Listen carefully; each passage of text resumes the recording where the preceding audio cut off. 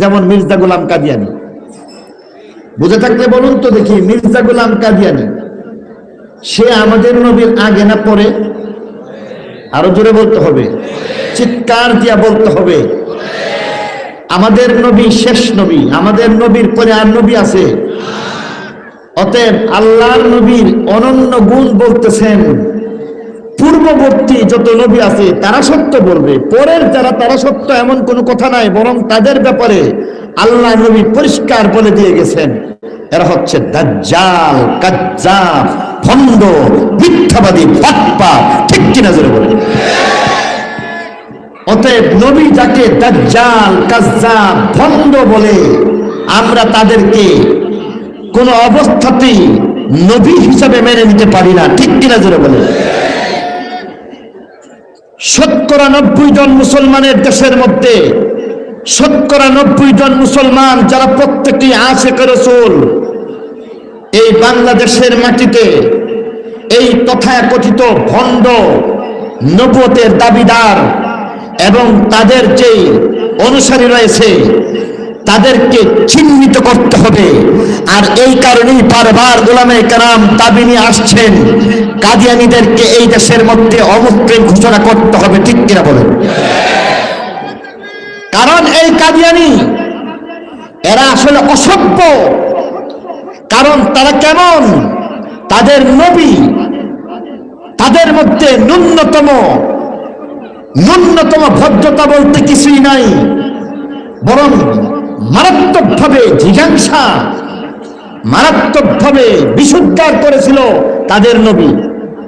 আপনাদের হয়তো অনেকের জানা নাই, ভণ্ড মির্জা গোলাম কাদিয়ানী যে বলেছে, তার কিতাবের মধ্যে বলেছে, হাকিকাতুল ওহী, যে কিতাবের মধ্যে পরিষ্কার করে সে বলে দিয়েছে, যারা আমাকে নবী মানবে না তাদের মা জঙ্গলের কুত্তি আর কুকুরনি, আর তাদের বাবা হচ্ছে জঙ্গলের কুকুর। নাউজুবিল্লাহ বলবেন না? তাহলে এবার আপনাদেরকে বলতে চাই, আপনি, আমি, আমরা কেউ কি মির্জা গোলাম কাদিয়ানীকে কোন অবস্থাতে নবী মানি? আরো জোরে বলেন, মানি? এই দেশের মধ্যে যারা যেইভাবে রাজনীতি করুক না কেন, এই দেশের মধ্যে আওয়ামী লীগের প্রতিষ্ঠাতা ছিলেন শেখ মুজিবুর রহমান, তিনি কি তাকে নবী মানছেন? বিএনপির প্রতিষ্ঠাতা ছিলেন জিয়াউর রহমান সাহেব, তিনি শেষ মির্জা গোলাম কাদিয়ানীকে নবী মানছেন? আরো জোরে বলতে হবে। এরশাদ সাহেব দেশ চালাইছেন, এরশাদ সাহেব কাদিয়ানীকে নবী হিসাবে স্বীকৃতি দেন। এই দেশের মধ্যে বেগম খালেদা জিয়া, উনি কি এই কাদিয়ানীদেরকে নবী হিসাবে স্বীকৃতি দেন?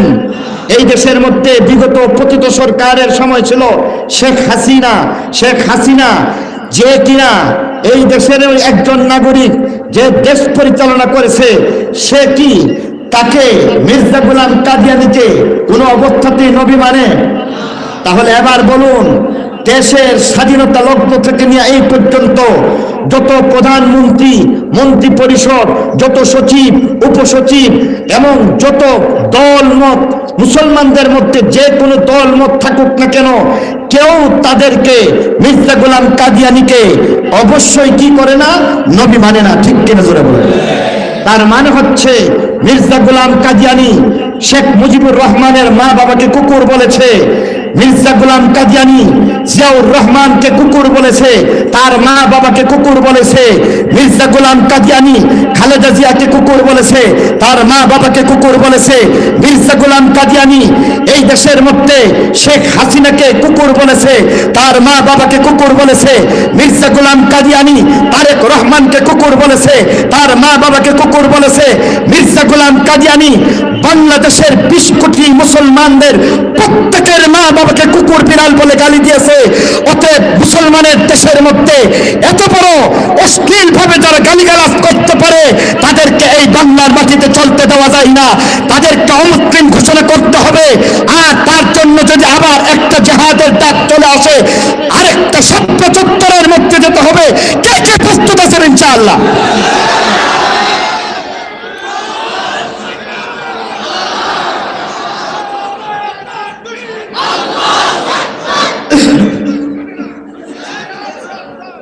আমি তো আসলে রাজনীতি করি না, আর আমি মনে করি কোন উলামায়ে কেরাম এই বর্তমান প্রচলিত রাজনীতিতে যুক্ত হওয়া ঠিক না, এটা ব্যক্তিগত আমার বিষয়।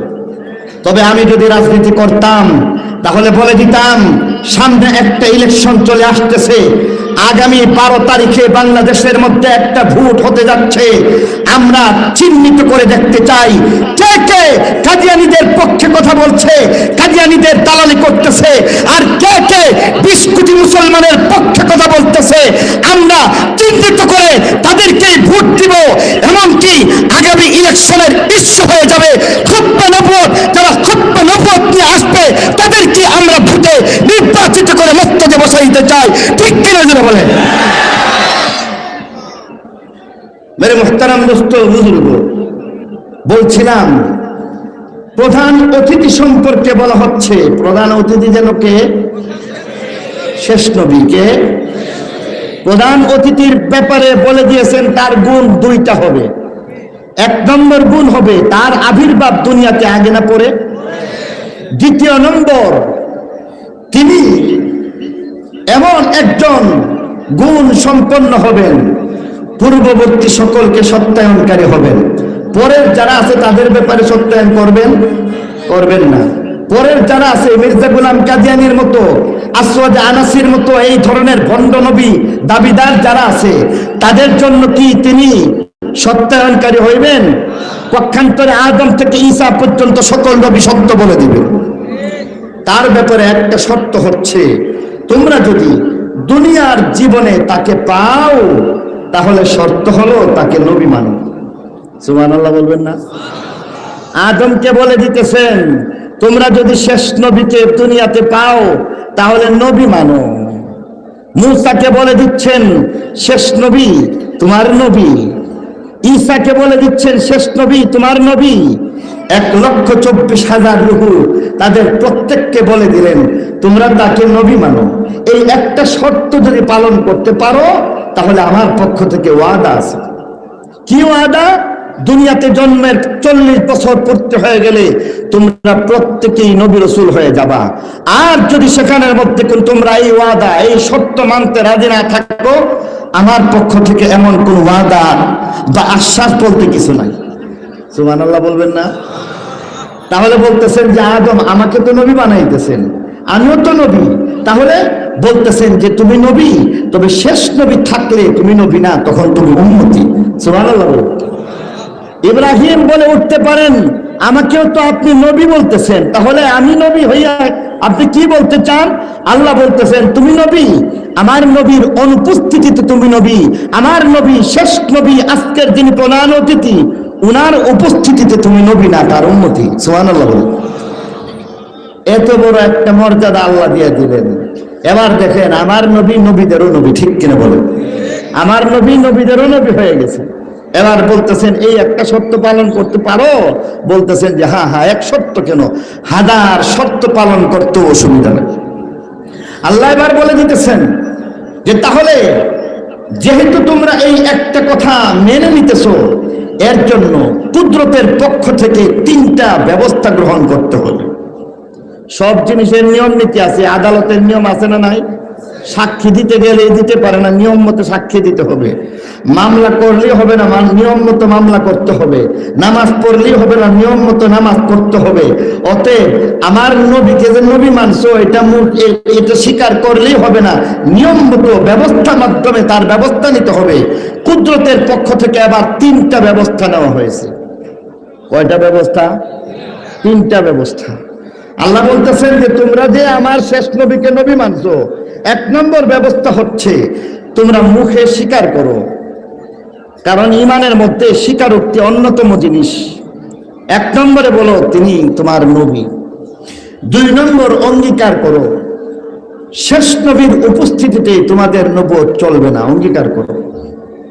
স্বীকারোক্তি আর অঙ্গীকারকে বিষয়টা বুঝাইতে চাই এইভাবে। আদালতে যখন যাবেন, আদালতে গেলে দেখবেন সেখানের মধ্যে বলা হচ্ছে পেশকার সাহেব দাঁড়াইয়া কাঠগড়ায় দাঁড়ানো সাক্ষীকে বলতেছেন বলো যাহা বলিব সত্য বলিব, সত্য বই মিথ্যা বলিব না। বলে নাকি বলে না? যাহা বলিব সত্য বলিব তার নাম স্বীকারোক্তি, সত্য বই মিথ্যা বলিব না তার নাম অঙ্গীকার। আল্লাহ এবার বলতেছেন স্বীকারোক্তি দিতে হবে, অঙ্গীকার দিতে হবে, মুখে মুখে বলো শেষ নবী আমার নবী, আর অঙ্গীকারাবদ্ধ হইয়া বলো শেষ নবীর উপস্থিতিতে আমাদের নবুয়ত চলবে না, বরং আমরা উন্নতি হয়ে যাব। এই দুইটা ব্যবস্থার পরে আল্লাহ এবার বলতেছেন যে তাহলে 3 নম্বর ব্যবস্থা, চূড়ান্ত সিলমোহর মারো। সুবহানাল্লাহ বলে। চূড়ান্ত ব্যবস্থার নাম হইতেছে সাক্ষ্য প্রমাণ। এত বড় কথা স্বীকার করছো, অঙ্গীকার করছো, এটারও সাক্ষী লাগবে। কেন? আল্লাহ সিস্টেম আর পদ্ধতি, দুনিয়া দারুল আসবাব, সিস্টেম আর নিয়ম বুঝাইবার জন্য, শিখাইবার জন্য আল্লাহ এমনটা বলে দিলেন। এবার বলতেছেন যে বলো এই 3য় পর্যায়ে সাক্ষীর ব্যবস্থা করো। বলতেছেন যে সাক্ষী কয়জন হবে? বলেন, আল্লাহ বলতেছেন তোমাদের প্রত্যেকের জন্য 1,24,000 সাক্ষী। সুবহানাল্লাহ। এটা আবার কেমনে একটু বুঝেন। হাত উঠাইলাম, নামাজ ছাড়বো না। সবাই রাজি ইনশাআল্লাহ? নামাজ ছাড়বো না ইনশাআল্লাহ। মুসলমান নামাজ ছাড়তে পারে না, ঠিক কিনা বলুন? আচ্ছা বলুন তো, হুজুর আব্দুল আওয়াল সাহেব শাইখুল হাদিস দামাত বারাকাতুহুম, উনিও হাত উঠাইছে, কোনো দরকার ছিল না, এমনি ওয়াদাবদ্ধ। কারণ ওনারা চাইলেই কি নামাজ বাদ দিতে পারবেন? জুড়ে বলেন। আল্লাহওয়ালারা চাইলেও নামাজ বাদ দিতে পারে না। প্রয়োজনে যদি তাদের জীবনের উপর ঝুঁকিও আসে তবু নামাজ বাদ দিতে পারে না। সুবহানাল্লাহ। তারপরেও উনি হাত উঠাইছেন, নামাজ ছাড়বেন না। এই যে একটা হাত উঠাইলেন, নামাজ ছাড়বেন না, সাক্ষী আমরা স্টেজের 3 জন না আপনারা সবাই? পিছনে একজন আছে, তার সাক্ষী সবাই নাকি 5 জন? কথা কই না। এই কোণার মধ্যে আর সেই কোণার মধ্যে যেখানেই একজন একজন যে হাত উঠাইছে, সাক্ষী সবাই আমরা হইলাম না?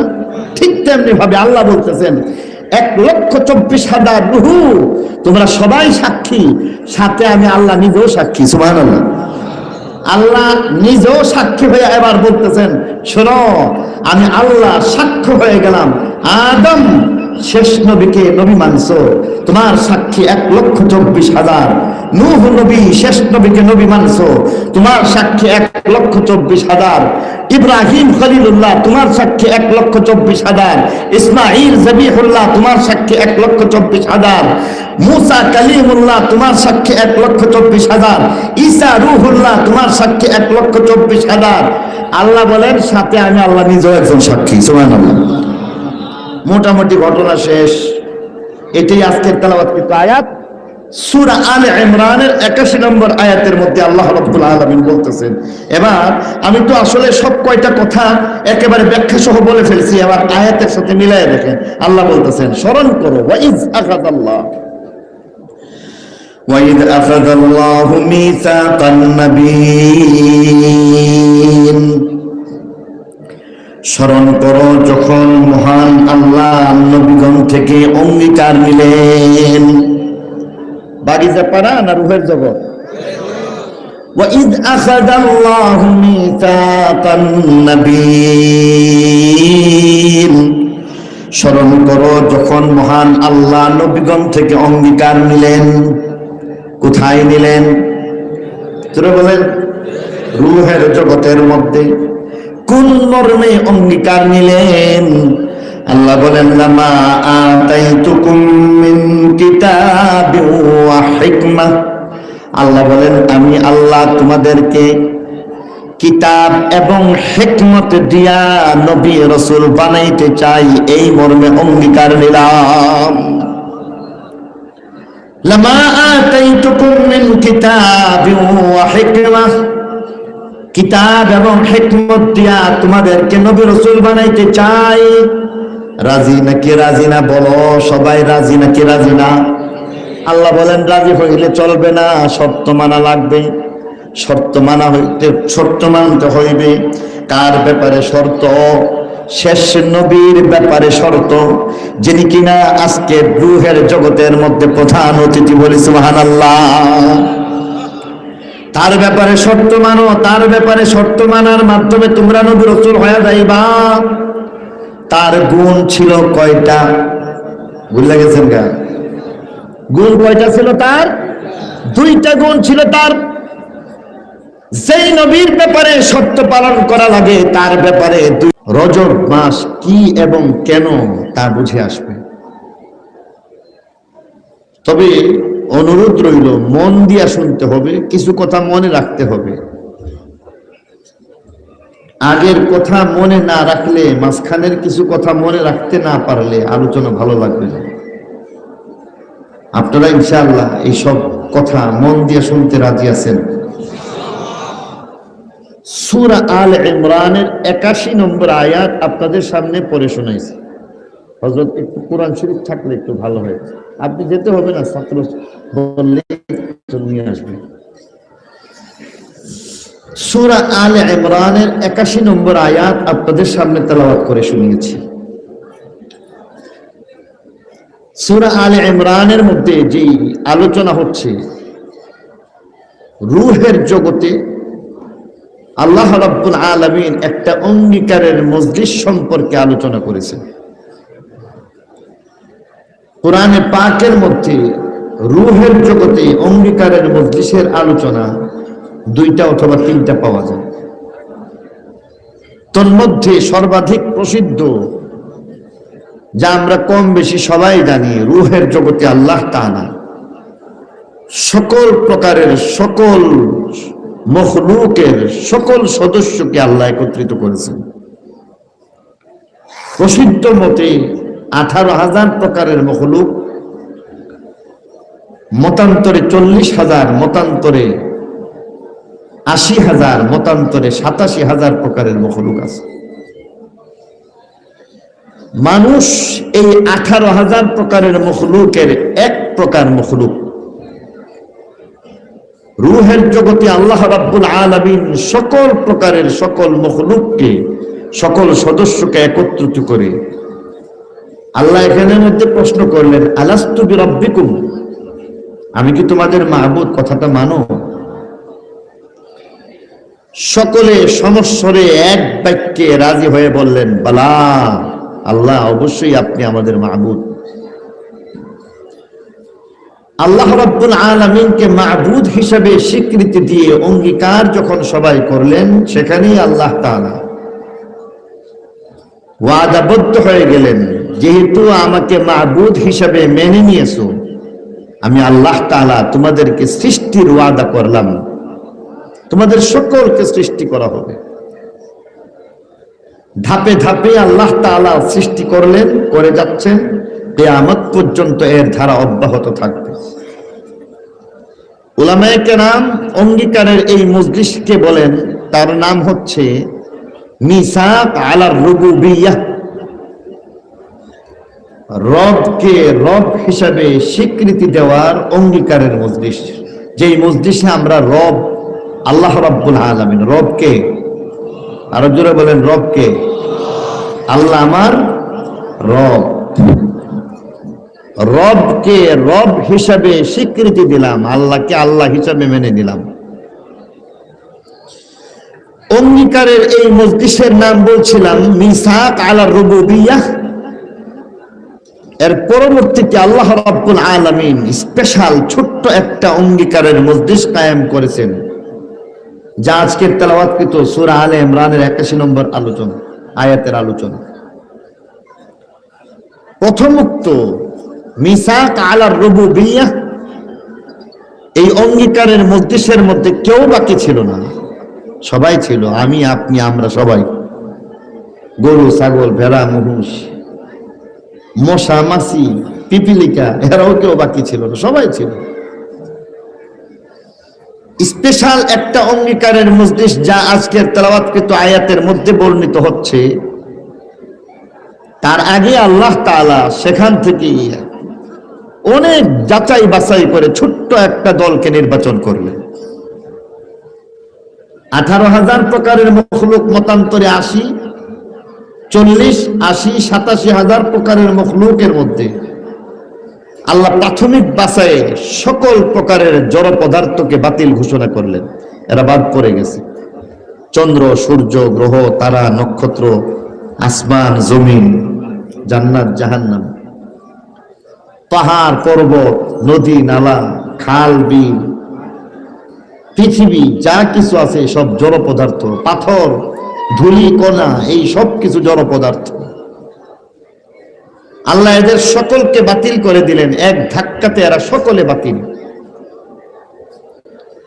দ্বিতীয় ধাক্কায় আল্লাহ রাব্বুল আলামিন নাবাতাত, বাংলাতে বললে এটাকে বৃক্ষরাজি বলা যায়। শুধু বৃক্ষরাজি না, আরো অনেক কিছু আছে। আল্লাহ রাব্বুল আলামিন নাবাতাত বা বৃক্ষরাজিকে আল্লাহ বাতিল ঘোষণা করলেন। আরেকবার বাছাইয়ের মধ্যে আল্লাহ তাআলা হাইওয়ানাত বা জীবজন্তুকে বাতিল ঘোষণা করলেন। আরো একবার বাছাই করে আল্লাহ তাআলা সকল মখলুককে বাতিল ঘোষণা করলেন। তবে 3 প্রকারের মখলুক, ফেরেশতা, জিন জাতি, মানব জাতি তখনও থাকে।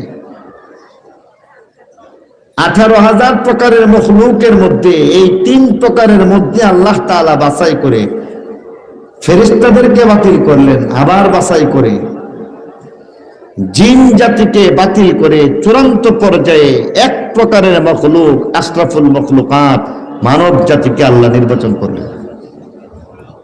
কারণ মানব জাতির প্রতি আল্লাহর দরদ বেশি। যত মখলুক আছে তার মধ্যে হইতে আল্লাহ তাআলা মানব জাতিকে বড় মুহাব্বত করে সৃষ্টি করেছে। এই মানব জাতি 18,000 প্রকারের মখলুকের মধ্যে চূড়ান্ত বাছাইয়ের পরে আল্লাহ আবার তাদের মধ্যে বাছাই শুরু করলেন। এই বাছাইয়ের মধ্যে আল্লাহ রাব্বুল আলামিন সকল প্রকারের বেঈমান কাফের তাদের রূহকে আল্লাহ বাতিল ঘোষণা করলেন। আবার বাছাই করে আল্লাহ তাআলা নারী সমাজকে বাতিল করলেন। আবার বাছাই করে আল্লাহ তাআলা ইমানদার অথচ বেআমল, পাপিষ্ট, পাপী তাপী আল্লাহ তাদেরকে বাতিল করলেন।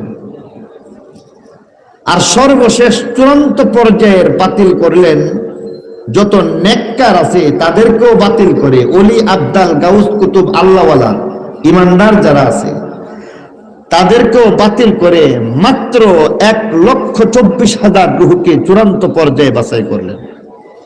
সুবহানাল্লাহ বলেন। 1,24,000 খুব বেশি না।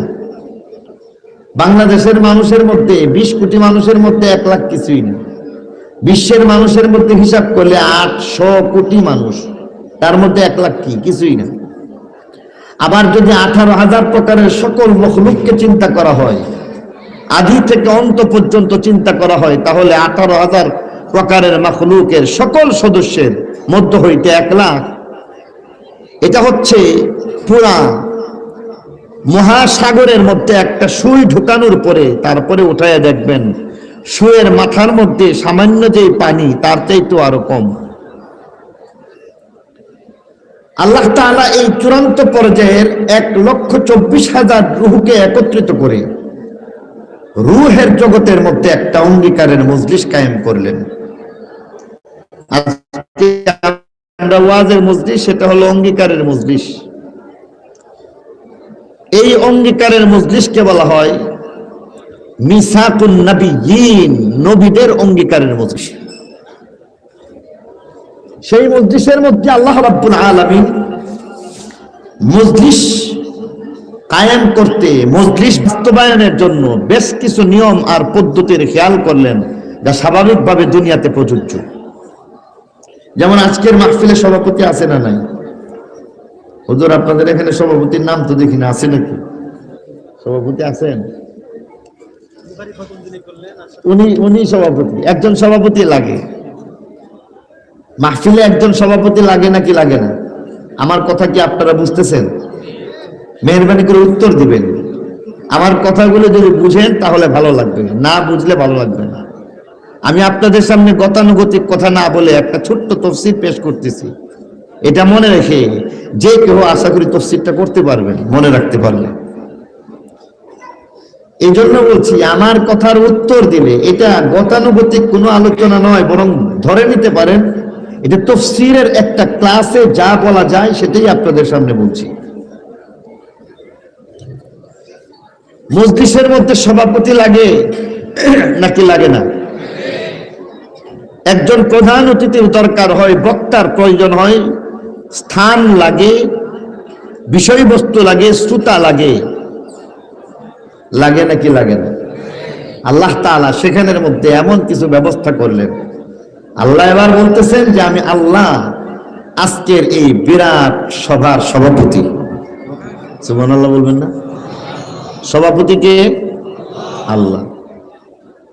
আল্লাহ এবার বলতেছেন যে একজন প্রধান মেহমান বা প্রধান অতিথি লাগে, ঘোষণা দিলেন প্রধান অতিথি হচ্ছেন শেষ নবী। সুবহানাল্লাহ বলেন। সভাপতিকে এবার বলেন, এই কথাগুলি মনে রাখতে হবে। 4-5টা কথা বিশেষভাবে মনে না রাখলে পরের আলোচনা মোটেও বুঝবেন না, ভালো লাগবে না। এবার বলেন সভাপতি আর প্রধান অতিথি শেষ নবী। প্রধান অতিথি আর এমনি আমি যা বলি এটা বলেন, এর মধ্যেও কারণ আছে। প্রধান অতিথি শেষ নবী, একজন বক্তার প্রয়োজন। আল্লাহ বলেন আমি আল্লাহ নিজেই বক্তা। সুবহানাল্লাহ। তাহলে আল্লাহ তাআলা মোটামুটি দায়িত্ব দুইটা নিলেন, সভাপতিও আল্লাহ, বক্তাও আল্লাহ, প্রধান অতিথি শেষ নবী। একটা আরেকটার মধ্যে তালগোল লাগাইয়া পেঁচ লাগাইবেন না, মনে রাখতে হবে। সুতা হলো 1,24,000 রুহু, আর স্থান বা ভেনু হচ্ছে রুহের জগৎ। নাকি আপনাদের বাগিচা পাড়া? না, বাগিচা পাড়া মাদ্রাসার ময়দান না রুহের জগৎ? রুহের জগৎ। এবার সেখানের মধ্যে বক্তার বিষয়বস্তু লাগে। বিষয়বস্তু আল্লাহ বলতেছেন আজকের বিষয়বস্তু হচ্ছে শানে মুস্তাফা সাল্লাল্লাহু আলাইহি ওয়াসাল্লাম। সবাই বলি সুবহানাল্লাহ। আপনারা খুশি না বেজার? উচ্ছ্বাস কিছুই দেখি না। সাকিবুল হাসান ছক্কা মারলে যেমন খুশি, এমন না আরো বেশি? আল্লাহর নবী, আমার নবী, আপনার নবী, শেষ নবী, শ্রেষ্ঠ নবী, যার শান মান মর্যাদা নিয়া বাগিচা পাড়া মাদ্রাসার ময়দানে না রুহের জগতে কে বক্তব্য পেশ করতেছেন? সিবগাতুল্লাহর মতো কোন একজন সাধারণ গুনাহগার না স্বয়ং আল্লাহ?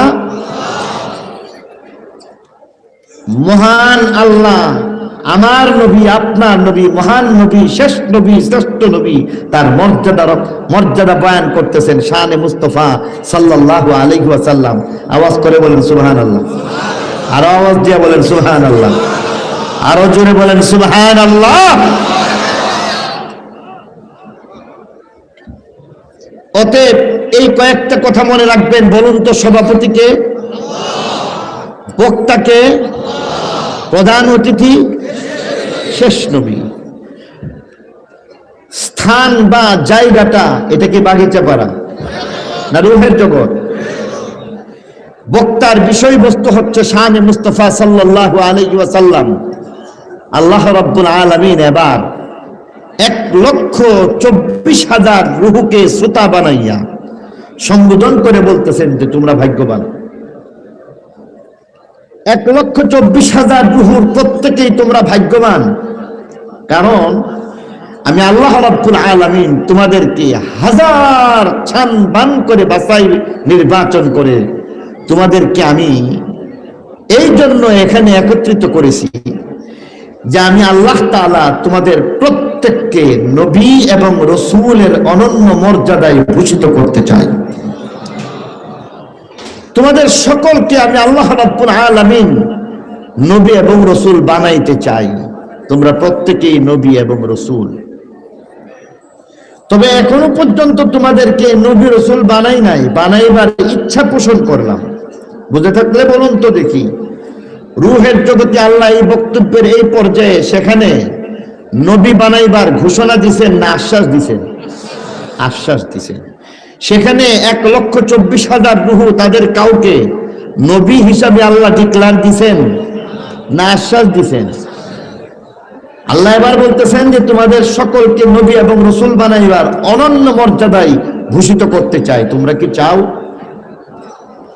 এটাকে উলামায়ে কেরাম বলেন তলব। বাচ্চাদেরকে বাবা মা চকলেট হাতে নিয়ে দেখায় বলে চকলেট লাগবে তোমার, তখন বলে যে লাগবে।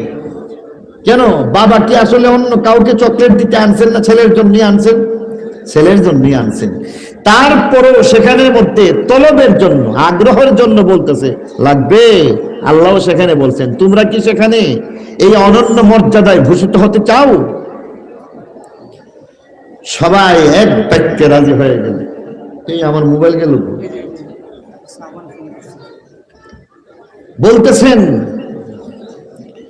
এবার বলতেছেন যে তোমরা কি এটা আসলে চাও? আল্লাহ রাব্বুল আলামিন এই তলব তাদের থেকে নেওয়ার পরে এবার বলতেছেন যে হ্যাঁ হ্যাঁ অবশ্যই চাই। আল্লাহ বলেন তাহলে তোমাদেরকে ভাববা না, নিঃশর্ত ভাবে তোমাদেরকে নবী রাসূল বানায় দেওয়া হবে, তবে শর্ত মানতে পারলে তোমাদেরকে এই মর্যাদা দেওয়া হবে, আর শর্ত না মানলে আমার পক্ষ থেকে কোনো ওয়াদা নাই। সকলে আবারও জানতে চাইলেন যে তাহলে শর্ত যদি পালন করতে পারি, শর্ত যদি মেনে নিতে পারি, তাহলে আমাদেরকে কি দিবেন আপনি? বলেন যে ওয়াদাবদ্ধ হয়ে যাইব যে তোমরা প্রত্যেকেই দুনিয়াতে তোমাদের জন্মের 40 বছর পূর্তি হবে, 40 বছর পর তোমরা প্রত্যেকেই নবী এবং রাসূল হয়ে যাবে। সকলে এবার বলতেছেন এক শর্ত না, 1000 শর্ত পালন করতে রাজি আছে, তবে শর্ত কি, কার ব্যাপারে শর্ত আপনি এবার বলে দিন। আল্লাহ বলতেছেন যে শর্ত হলো আজকের যিনি প্রধান অতিথি, প্রধান অতিথি কে? আরো জোরে বলতে হবে কে? শেষ নবী। আজকের যিনি প্রধান অতিথি অর্থাৎ শেষ নবী, তার ব্যাপারে একটা শর্ত পালন করো। সাথে সাথে শেষ নবীর অনন্য 2টা গুণ বর্ণনা করলেন। শেষ নবীর ব্যাপারে তোমরা শর্ত মানবা, তবে তার ব্যাপারে 2টা গুণ আছে। 1 নম্বর গুণ হইল তার আবির্ভাব তোমাদের সকলের পরে দুনিয়াতে হবে। সকল নবী রাসূলগণ দুনিয়া থেকে বিদায় নেবেন, তারপরে শেষ নবীর আবির্ভাব, এটা একটা অন্যতম গুণ। অর্থাৎ তিনি প্রথম নবী হইবেন না শেষ নবী হইবেন? আরো জোরে বলতে হবে, তিনি শেষ নবী হইবেন। আর 2 নম্বর গুণ হইবে তিনি পূর্ববর্তী যত নবী এবং রাসূল আছেন তাদের সকলকে সত্যায়নকারী হবেন। অর্থাৎ আদম আলাইহিস সালাম থেকে নিয়ে হযরত ঈসা আলাইহিস সালাম পর্যন্ত সকল নবীগণ সত্য, সকল নবীগণের নবুয়ত, রিসালাত, শরীয়ত, আসমানি কিতাব সত্য, কেউ ভুল না, কেউ মিথ্যা না। তবে উনি শেষ নবী, তারপরের ব্যাপারে কারো ব্যাপারে এই গ্যারান্টি তিনি দিবেন না। যেমন মির্জা গোলাম কাদিয়ানী, বুঝে থাকলে বলুন তো দেখি, মির্জা গোলাম কাদিয়ানী সে আমাদের নবীর আগে না পরে? আরো জোরে বলতে হবে, চিৎকার দিয়া বলতে হবে। আমাদের নবী শেষ নবী, আমাদের নবীর পরে আর নবী আছে?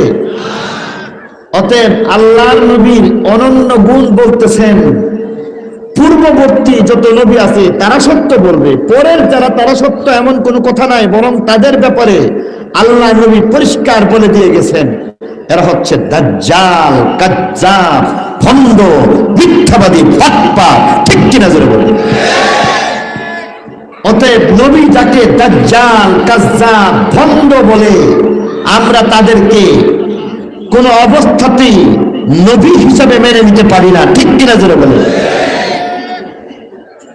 90 জন মুসলমানের দেশের মধ্যে 90 জন মুসলমান যারা প্রত্যেকটি আশিক রাসূল, এই বাংলাদেশের মাটিতে এই তথাকথিত ভণ্ড নবুয়তের দাবিদার এবং তাদের যে অনুসারী রয়েছে তাদেরকে চিহ্নিত করতে হবে। আর এই কারণেই বারবার উলামায়ে কেরাম দাবি নিয়ে আসছেন কাদিয়ানীদেরকে এই দেশের মধ্যে অমুসলিম ঘোষণা করতে হবে। ঠিক কিনা বলেন? কারণ এই কাদিয়ানী এরা আসলে অসভ্য। কারণ তারা কেমন, তাদের নবী, তাদের মধ্যে ন্যূনতম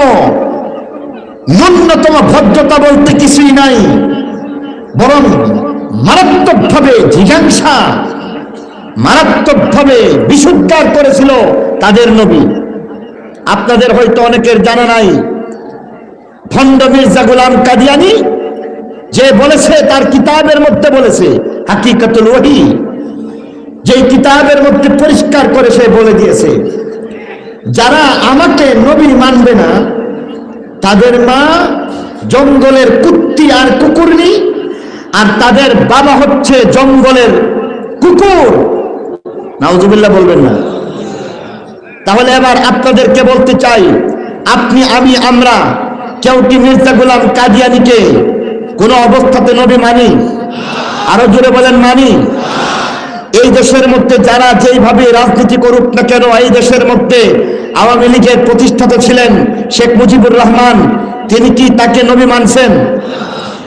বিএনপির প্রতিষ্ঠাতা ছিলেন জিয়াউর রহমান সাহেব, তিনি শেষ মির্জা গোলাম কাদিয়ানীকে নবী মানছেন? আরো জোরে বলতে হবে। এরশাদ সাহেব দেশ চালাইছেন, এরশাদ সাহেব কাদিয়ানীকে নবী হিসাবে স্বীকৃতি দেন? এই দেশের মধ্যে বেগম খালেদা জিয়া, উনি কি এই কাদিয়ানীদেরকে নবী হিসাবে স্বীকৃতি দেন? এই দেশের মধ্যে বিগত পতিত সরকারের সময় ছিল শেখ হাসিনা, শেখ হাসিনা যে কিনা এই দেশের একজন নাগরিক, যে দেশ পরিচালনা করেছে, সে কি তাকে মির্জা গোলাম কাদিয়ানীকে কোনো অবস্থাতেই নবী মানে? তাহলে এবার বলুন, দেশের স্বাধীনতা লগ্ন থেকে নিয়ে এই পর্যন্ত যত প্রধানমন্ত্রী, মন্ত্রী পরিষদ, যত সচিব, উপসচিব এবং যত দলমত, মুসলমানদের মধ্যে যে কোনো দলমত থাকুক না কেন, কেউ তাদেরকে মির্জা গোলাম কাদিয়ানীকে অবশ্যই কি করে না? নবী মানে না। ঠিক কিনা জোরে বলেন। তার মানে হচ্ছে মির্জা গোলাম কাদিয়ানী শেখ মুজিবুর রহমানের মা বাবাকে কুকুর বলেছে, মির্জা গোলাম কাদিয়ানী জিয়াউর রহমানকে কুকুর বলেছে, তার মা বাবাকে কুকুর বলেছে। মির্জা গোলাম কাদিয়ানী খালেদা জিয়াকে কুকুর বলেছে, তার মা বাবাকে কুকুর বলেছে। মির্জা গোলাম কাদিয়ানী এই দেশের মধ্যে শেখ হাসিনাকে কুকুর বলেছে, তার মা বাবাকে কুকুর বলেছে। মির্জা গোলাম কাদিয়ানী তারেক রহমানকে কুকুর বলেছে, তার মা বাবাকে কুকুর বলেছে। মির্জা গোলাম কাদিয়ানী বাংলাদেশের 20 কোটি মুসলমানদের প্রত্যেকের মা বাবাকে কুকুর বিড়াল বলে গালি দিয়েছে। অতএব মুসলমানের দেশের মধ্যে এত বড় অশ্লীল ভাবে যারা গালিগালাজ করতে পারে, তাদেরকে এই বাংলার মাটিতে চলতে দেওয়া যায় না, তাদেরকে অমুসলিম ঘোষণা করতে হবে। আর তার জন্য যদি আবার একটা জিহাদের ডাক চলে আসে, আরেকটা সভ্য চত্বরের মধ্যে যেতে হবে। কে কে প্রস্তুত আছেন ইনশাআল্লাহ?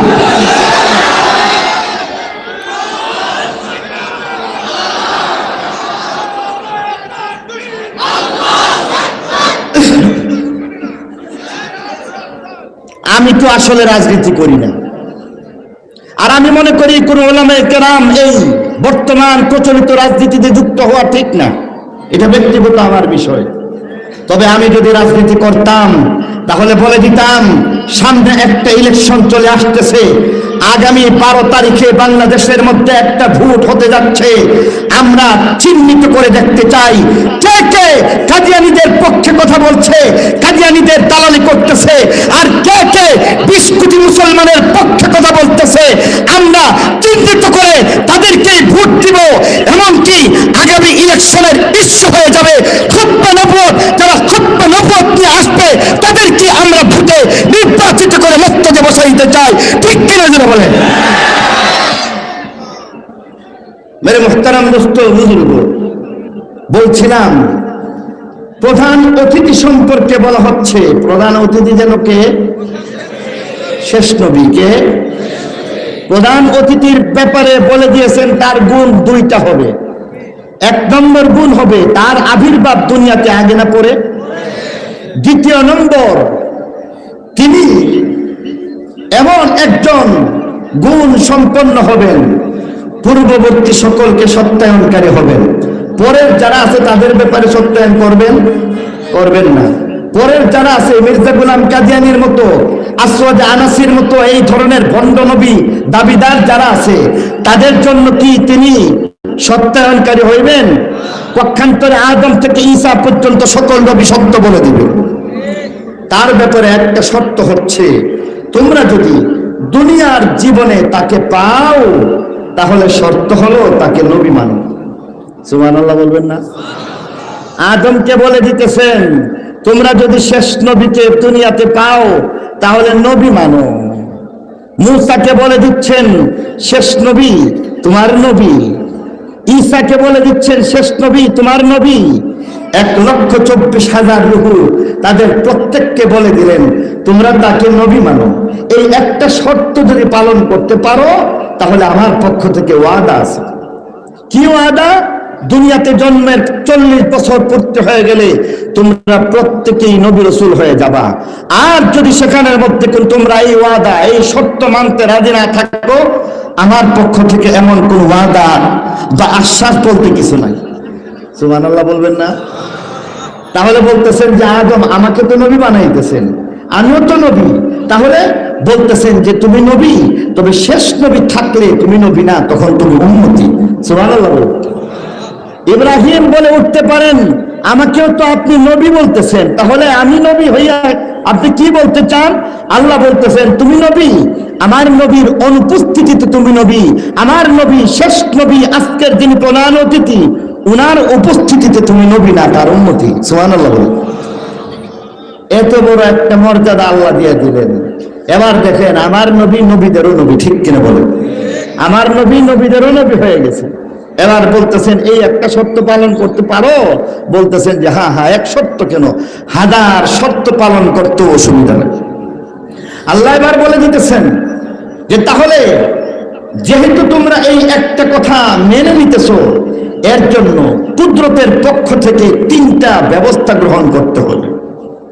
সব জিনিসের নিয়ম নীতি আছে, আদালতের নিয়ম আছে না নাই? সাক্ষী দিতে গেলে দিতে পারে না, নিয়ম মতো সাক্ষী দিতে হবে। মামলা করলেই হবে না, নিয়ম মতো মামলা করতে হবে। নামাজ পড়লেই হবে না, নিয়ম মতো নামাজ করতে হবে। অতএব আমার নবীকে যে নবী মানছো, এটা স্বীকার করলেই হবে না, নিয়ম মতো ব্যবস্থার মাধ্যমে তার ব্যবস্থা নিতে হবে। কুদরতের পক্ষ থেকে আবার 3টা ব্যবস্থা নেওয়া হয়েছে। কয়টা ব্যবস্থা? 3টা ব্যবস্থা।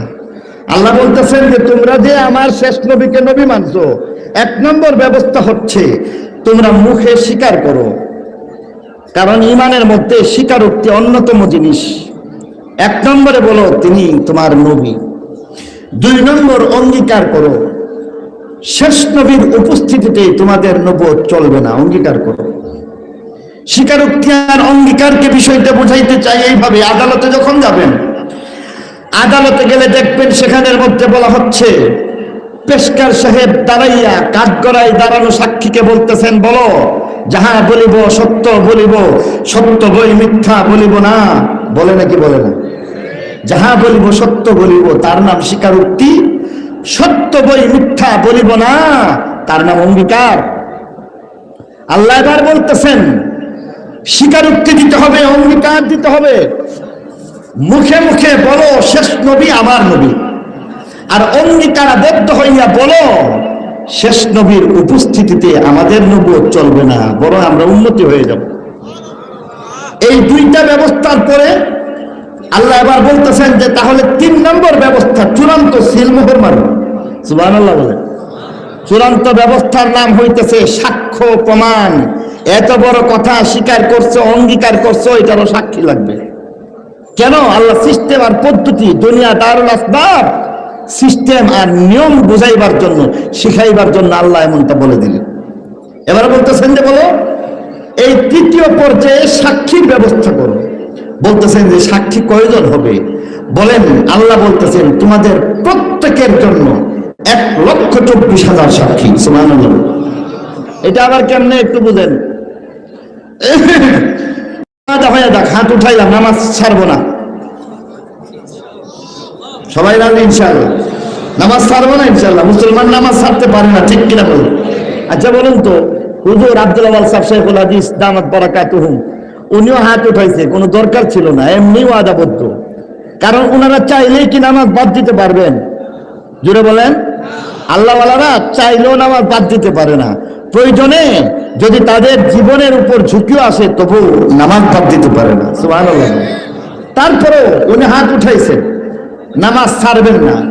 এই যে একটা হাত উঠাইলেন, নামাজ ছাড়বেন না, সাক্ষী আমরা স্টেজের 3 জন না? আপনারা সবাই? পিছনে একজন আছে, তার সাক্ষী সবাই নাকি 5 জন? কথা কই না। এই কোণার মধ্যে আর সেই কোণার মধ্যে যেখানে একজন একজন যে হাত উঠাইছে, সাক্ষী সবাই আমরা হইলাম না? ঠিক তেমনি ভাবে আল্লাহ বলতেছেন 1,24,000 রূহ, তোমরা সবাই সাক্ষী, সাথে আমি আল্লাহ নিজেও সাক্ষী। সুবহানাল্লাহ। আল্লাহ নিজেও সাক্ষী হয়ে এবার বলতেছেন শোনো, আমি আল্লাহ সাক্ষ্য হয়ে গেলাম, আদম শেষ নবীকে নবী মানছো, তোমার সাক্ষ্য সাক্ষী 1,24,000। নূহ নবী, শেষ নবীকে নবী মানছো, তোমার সাক্ষী 1,24,000। ইব্রাহিম খলিলুল্লাহ, তোমার সাক্ষী 1,24,000। ইসমাঈল জবিহুল্লাহ, তোমার সাক্ষী 1,24,000। মুসা কালিমুল্লাহ, তোমার সাক্ষী 1,24,000। ঈসা রূহুল্লাহ, তোমার সাক্ষী 1,24,000। আল্লাহ বলেন সাথে আমি আল্লাহ নিজেও একজন সাক্ষী। সুবহানাল্লাহ। মোটামুটি ঘটনা শেষ। এটাই আজকের তেলাওয়াতকৃত আয়াত সূরা আলে ইমরানের 81 নম্বর আয়াতের মধ্যে আল্লাহ রাব্বুল আলামিন বলতেছেন। এবার আমি তো আসলে সব কয়টা কথা একেবারে ব্যাখ্যা সহ বলে ফেলছি, এবার আয়াতের সাথে মিলায়ে দেখেন। আল্লাহ বলতেছেন, স্মরণ করো, ওয়াইদ আখাযাল্লাহু মিসাকান নাবিয়্যিন, স্মরণ করো যখন মহান আল্লাহ নবীগণ থেকে অঙ্গীকার নিলেন। বাগিচা পাড়া না রুহের জগৎ? ওয়াইদ আখাযাল্লাহু মিসাকান নাবিয়্যিন, স্মরণ করো যখন মহান আল্লাহ নবীগণ থেকে অঙ্গীকার নিলেন। কোথায় নিলেন? তোরা বলেন, রুহের জগতের মধ্যে। কোন মর্মে অঙ্গীকার নিলেন? আল্লাহ বলেন, লামা আতাইতুকুম মিন কিতাবিন ওয়া হিকমাহ, আল্লাহ বলেন আমি আল্লাহ তোমাদেরকে কিতাব এবং হিকমত দিয়া নবী রাসূল বানাইতে চাই, এই মর্মে অঙ্গীকার নিলাম। লামা আতাইতুকুম মিন কিতাবিন ওয়া হিকমাহ, কিতাব এবং হিকমত দিয়া তোমাদেরকে নবী রাসূল বানাইতে চাই। রাজি নাকি রাজি না? বলো সবাই, রাজি নাকি রাজি না? আল্লাহ বলেন রাজি হইলে চলবে না, শর্ত মানা লাগবে। শর্ত মানতে হইবে। কার ব্যাপারে শর্ত? শেষ নবীর ব্যাপারে শর্ত, যিনি কিনা আজকে রূহের জগতের মধ্যে প্রধান অতিথি। বলি সুবহানাল্লাহ। তার ব্যাপারে শর্ত মানো, তার ব্যাপারে শর্ত মানার মাধ্যমে তোমরা নবী রাসূল হয়ে যাইবা। তার গুণ ছিল কয়টা? ভুলে গেছেন গা? গুণ কয়টা ছিল তার? 2টা গুণ ছিল তার।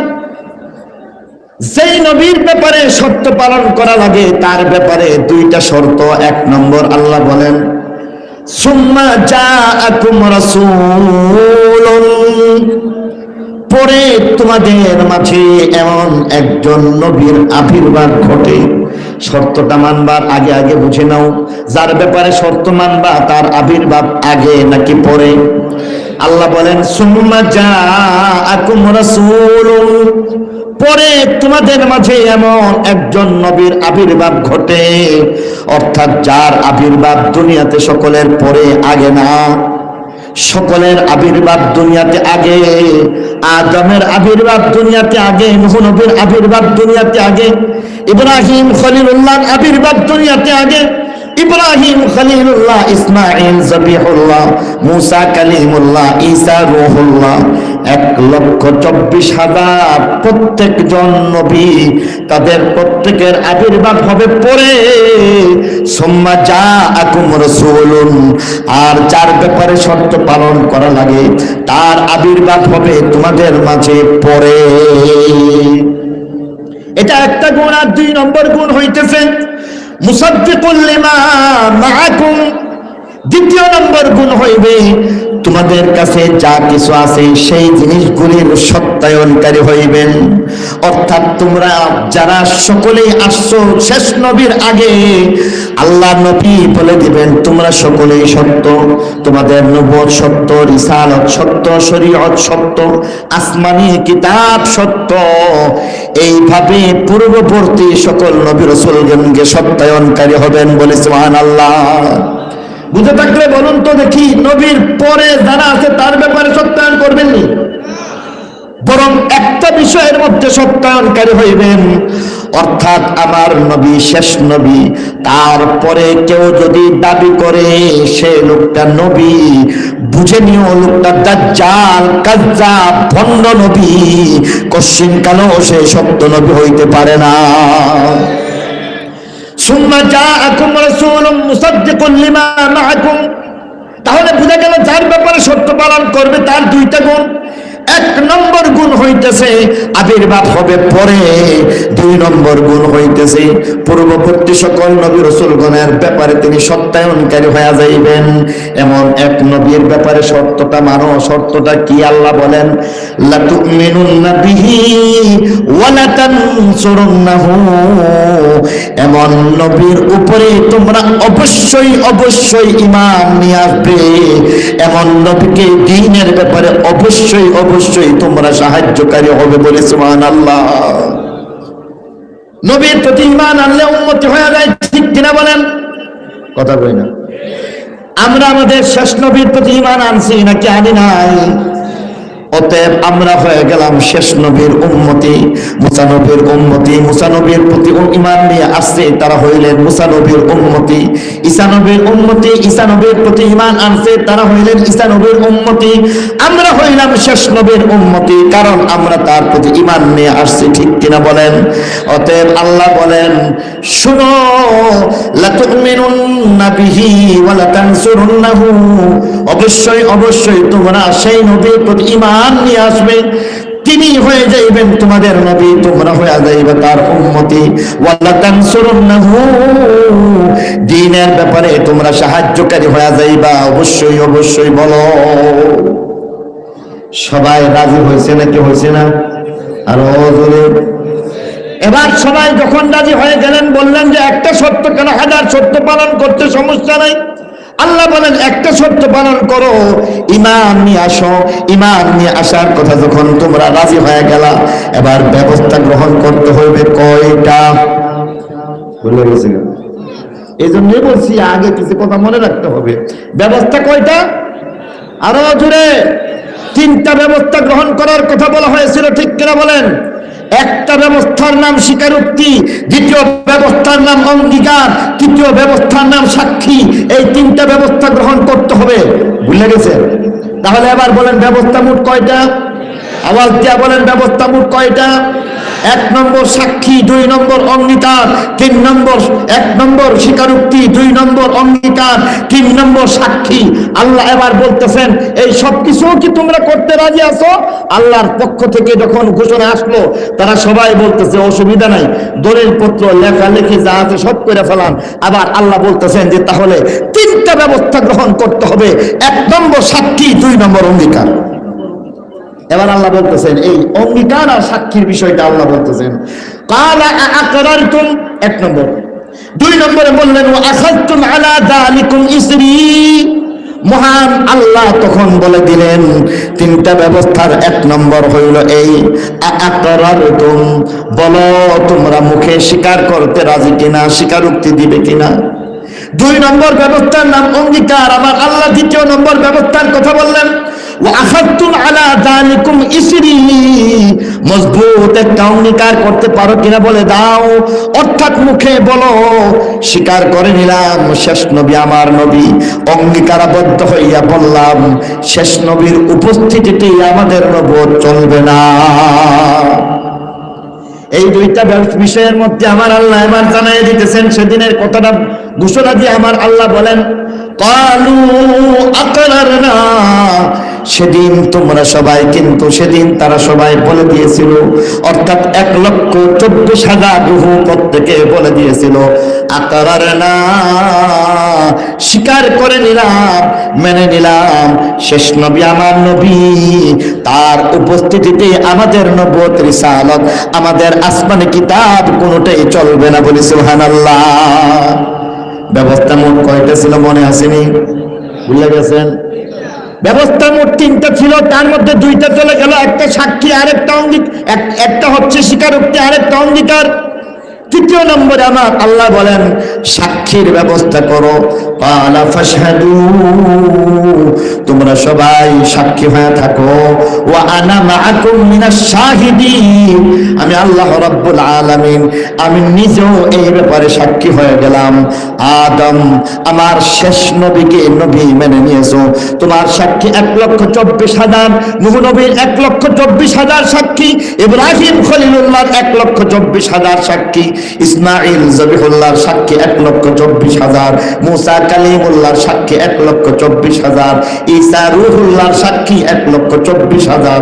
আল্লাহ বলেন ওয়া আনা মাআকুম মিনাশ শাহিদিন, আমি আল্লাহ তোমাদের সাথে আরো একজন সাক্ষী হয়ে গেলাম। বলি সুবহানাল্লাহ।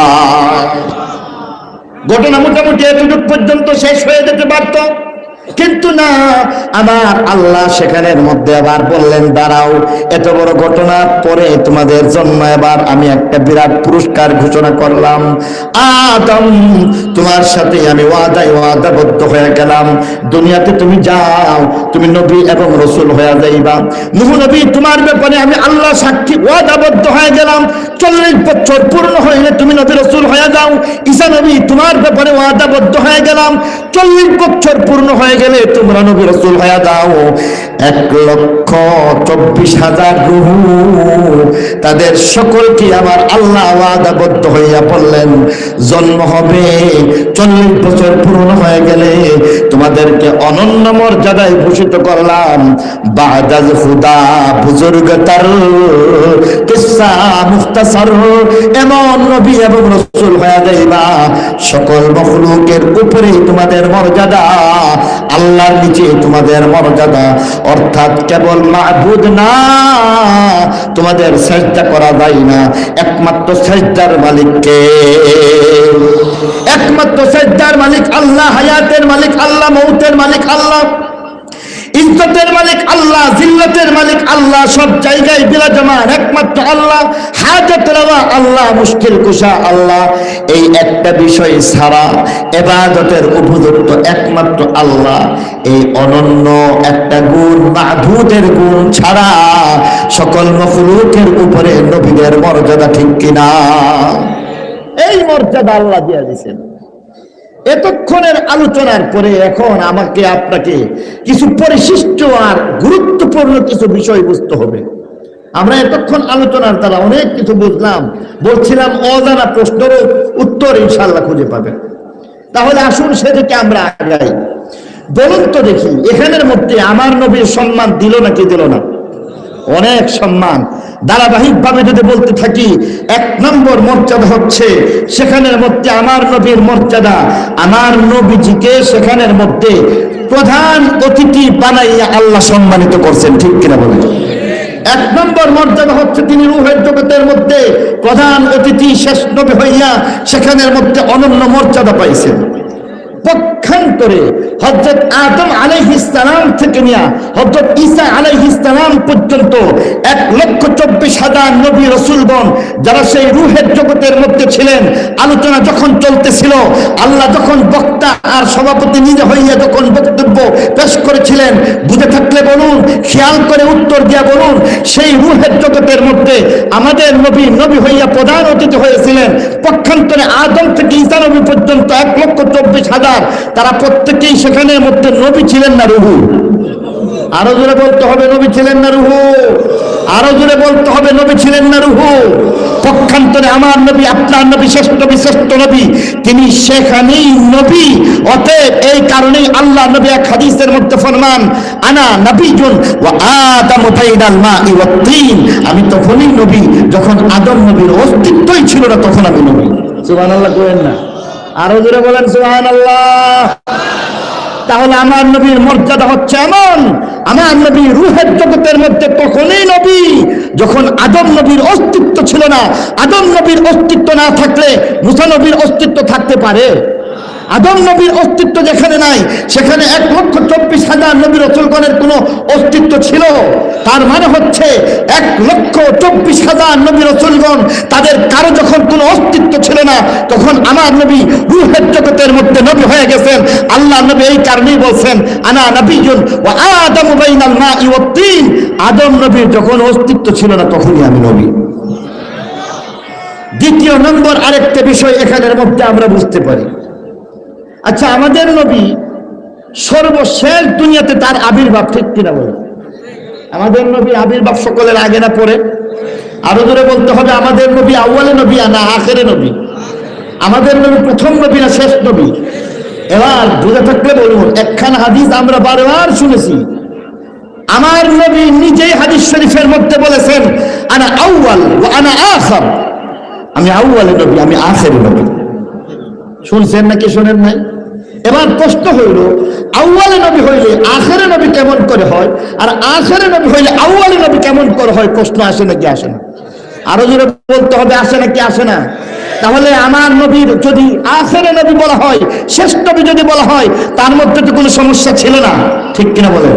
কিন্তু আল্লাহর নবী বলতেছেন আনা খাতামুন নবিয়্যিন, আমি শেষ নবী।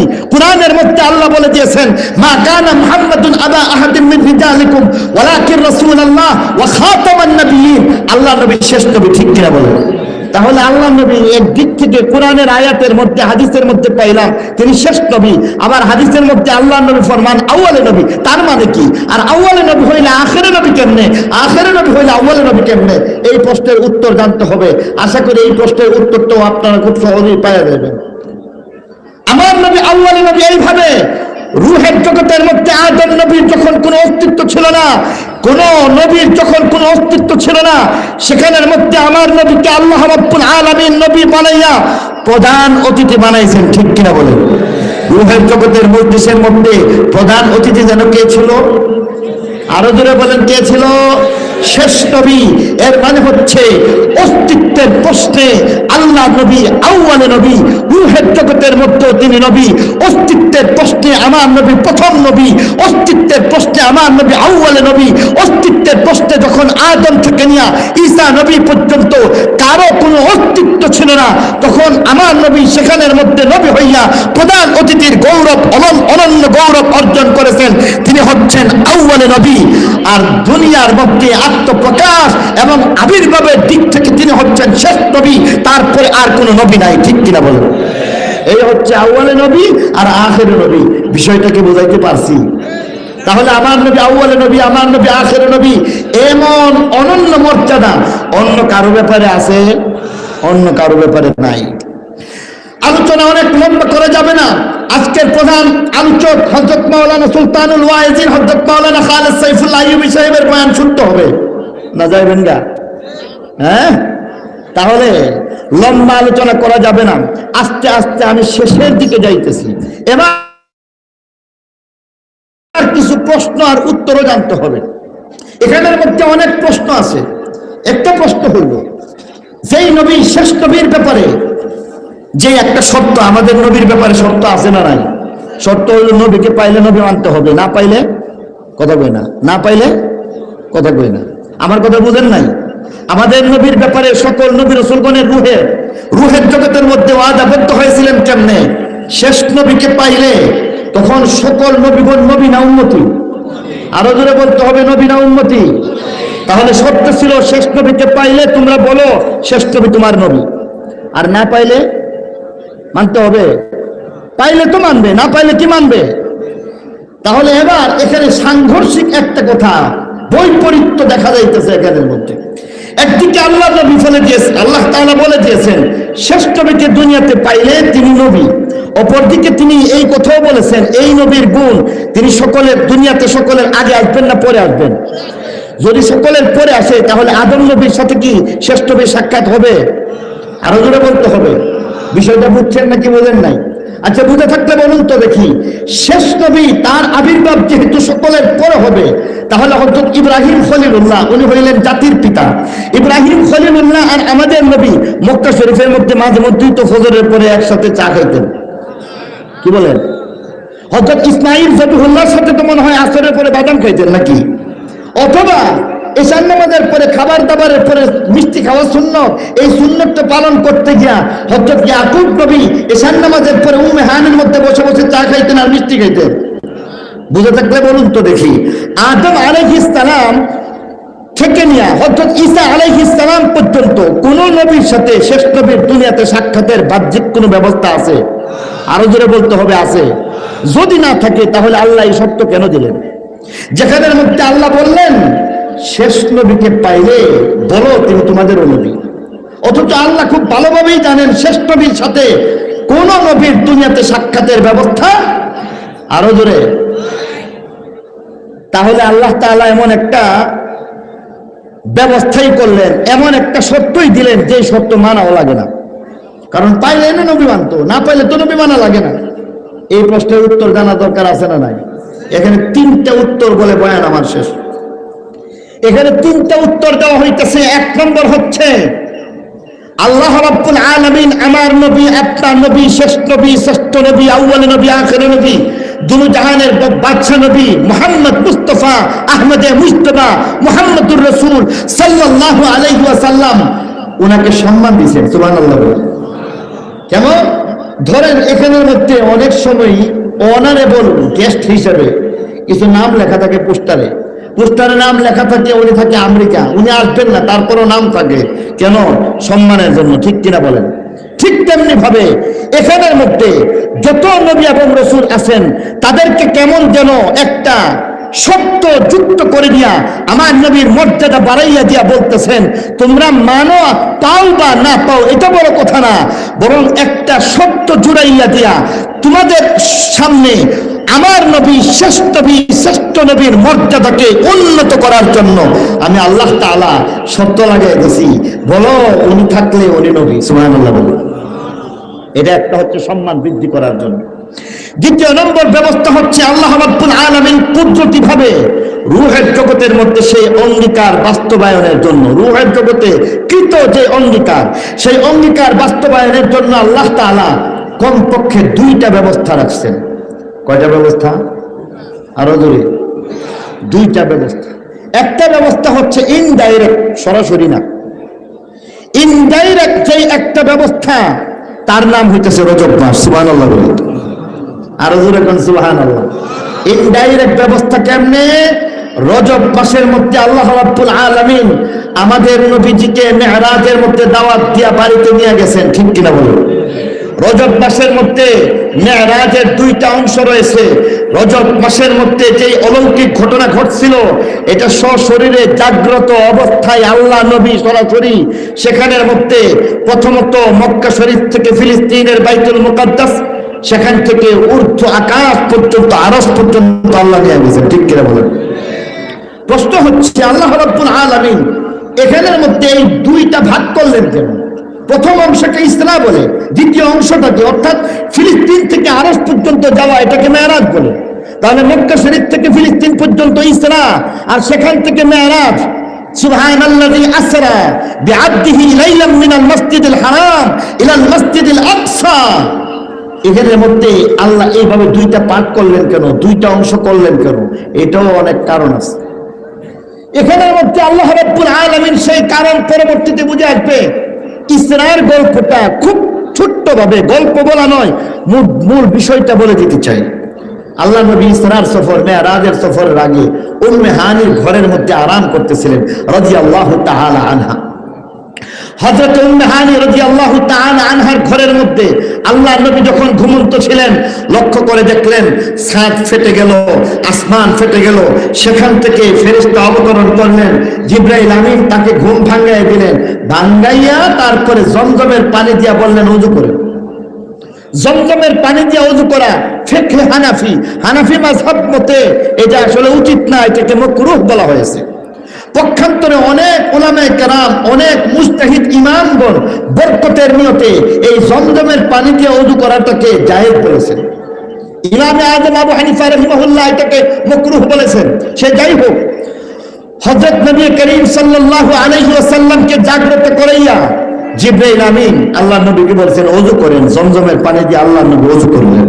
আল্লাহ নবী ওযু শেষ করলেন, 2 রাকাত নামাজ পড়লেন, আর হাতিমে কাবার সেখানে গিয়া সেখানের মধ্যে মাকামে ইব্রাহিম মুলতাজিমের মাঝখানে নামাজ পড়ে সেখান থেকে, অথবা হাতিমে কাবার মধ্যে নামাজ পড়ে সেখান থেকে হেলিকপ্টার যুগে রওনা দিলেন। সুবহানাল্লাহ বলে। সেই হেলিকপ্টারের নাম আরো জোরে। দেখছেন ইসলাম কত চমৎকার। যত বৈজ্ঞানিক যত আবিষ্কার আছে, ইসলাম থেকে সবক নিয়ে তারপরে বিজ্ঞান। ঠিক কিনা বলেন? কোরআনের মধ্যে বিজ্ঞান, শ্রেষ্ঠতম বিজ্ঞান কোরআনের মধ্যে আছে না নাই?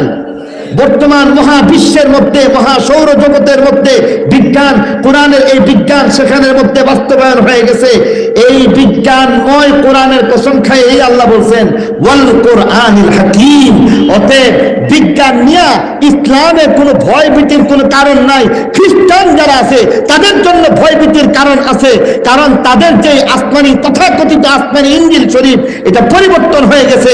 এই কারণে দেখা যায় বিজ্ঞান একটা কথা বলছে আর তাদের পরিবর্তিত এবং এদের বাতিল একটা নকল ইনজিলের মধ্যে যা আছে সাংঘর্ষিক হয়ে গেলে একবার বদলায় ফেলতেছে, আরেকবার সাংঘর্ষিক মনে করে আরেকবার বদলায় ফেলতেছে। পক্ষান্তরে কোরআনের কোনো পরিবর্তনের দরকার নাই। কোরআন যেমনটা ছিল আছে থাকবে। কোরআনের লয় নাই, ক্ষয় নাই, কিচ্ছু নাই। ঠিক কিনা বলেন? তার নাম মহাগ্রন্থ আল কোরআন। बदलेगा जमाना लाखों मगर कुरान न बदला जाएगा। बदलेगा जमाना लाखों मगर कुरान न बदला जाएगा। है कौल खुदा है कौल मुहम्मद ईमान न बदला जाएगा। ঠিক কিনা বলেন? কোরআনের কোনো পরিবর্তন নাই, লয় নাই, ক্ষয় নাই। এবার বলতেছেন মহান আল্লাহর পক্ষ থেকে এবার বলে দেওয়া হইতেছে জিবরাইল আমিন সেখানের মধ্যে বললেন যে 2 রাকাত নামাজ পড়লেন। 2 রাকাত নামাজ পড়ার পরে আবার বলতেছেন বুরাক রেডি, প্রস্তুত হয়ে আছে। আল্লাহ নবী বুরাকের মধ্যে আরোহণ করলেন আর বুরাক উড়ে উড়ে মক্কা শরীফ থেকে বাইতুল মুকাদ্দাসের অভিমুখে টেক অফ হয়ে গেছে। উড়াল দিয়ে চলতেছে। এবার চলতেছে আল্লাহ নবী নিচের দিকে তাকায় এক জায়গায় দেখে মুহূর্তের মধ্যে দেখেন একটা সুজলা সুফলা শস্য শ্যামলা একটা সুন্দর সবুজ কার্পেট বিছানো এমন একটা এলাকা দেখা যায়। এদিকে খুব মায়া নিয়ে তাকাইতে যে চমৎকার একটা এলাকা, উফ এখানে সুজলা সুফলা একটা শ্যামল একটা পৃথিবী, সুন্দর একটা পৃথিবী দেখে আল্লাহ নবী যখন আশ্চর্যান্বিত হচ্ছিলেন, জিবরাইল আমিন বলতেছেন ইয়া রাসূলুল্লাহ কেমন লাগে এই জায়গাটা? বলে চমৎকার চমৎকার। এবার আল্লাহ নবীকে জিবরাইল আমিন বলতেছেন এর নাম ইয়াসরিব, কয়দিন পরে আপনি হিজরত করে এখানে চলে আসবেন, তার নাম হয়ে যাবে মদিনাতুর রাসূল সাল্লাল্লাহু আলাইহি ওয়াসাল্লাম। আমি লম্বা ঘটনা বলতে চাই না, ছোট্ট একটু ইঙ্গিত করতেছি, 2টা বিষয় বলি মাঝে মধ্যে। 2য় নম্বরে আবার গেলেন, একটু সামনে গিয়ে সেখানের মধ্যে দেখলেন কিছু ছোট ছোট তাঁবু দেখা যায়। আল্লাহ নবী আবার সেখানেও তাকাইলেন।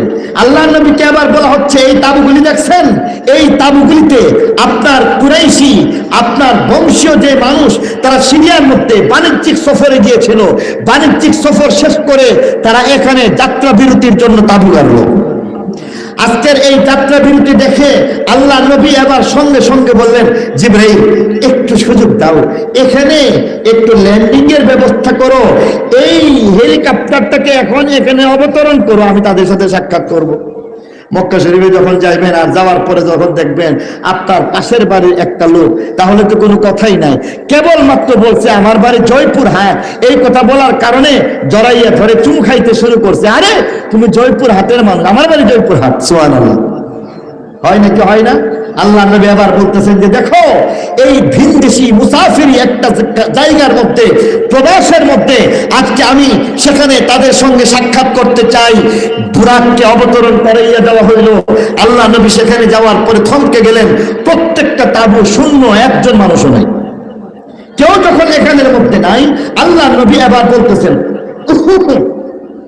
কেউ যখন এখানের মধ্যে নাই, আল্লাহ নবী বলতেছেন জিবরাইল কি বললা, এখানে আমার বাণিজ্যিক কাফেলা বংশের লোকগুলি কুরাইশ বংশের মানুষগুলি কোথায়? জিবরাইল এবার বলে দিতেছেন উট হারায় গেছে, তারা জঙ্গলের মধ্যে উট তালাশ করতে সবাই চলে গেছে। আল্লাহ নবীর বড্ড তেষ্টা লাগলো, পিয়াস লেগে গেল, এবার পানি তালাশ করতেছেন, দেখলেন একটা চামড়ার মস্কিদের মধ্যে পানি রয়েছে, সেই পানিটুকু পুরোটাই খেয়ে ফেললেন।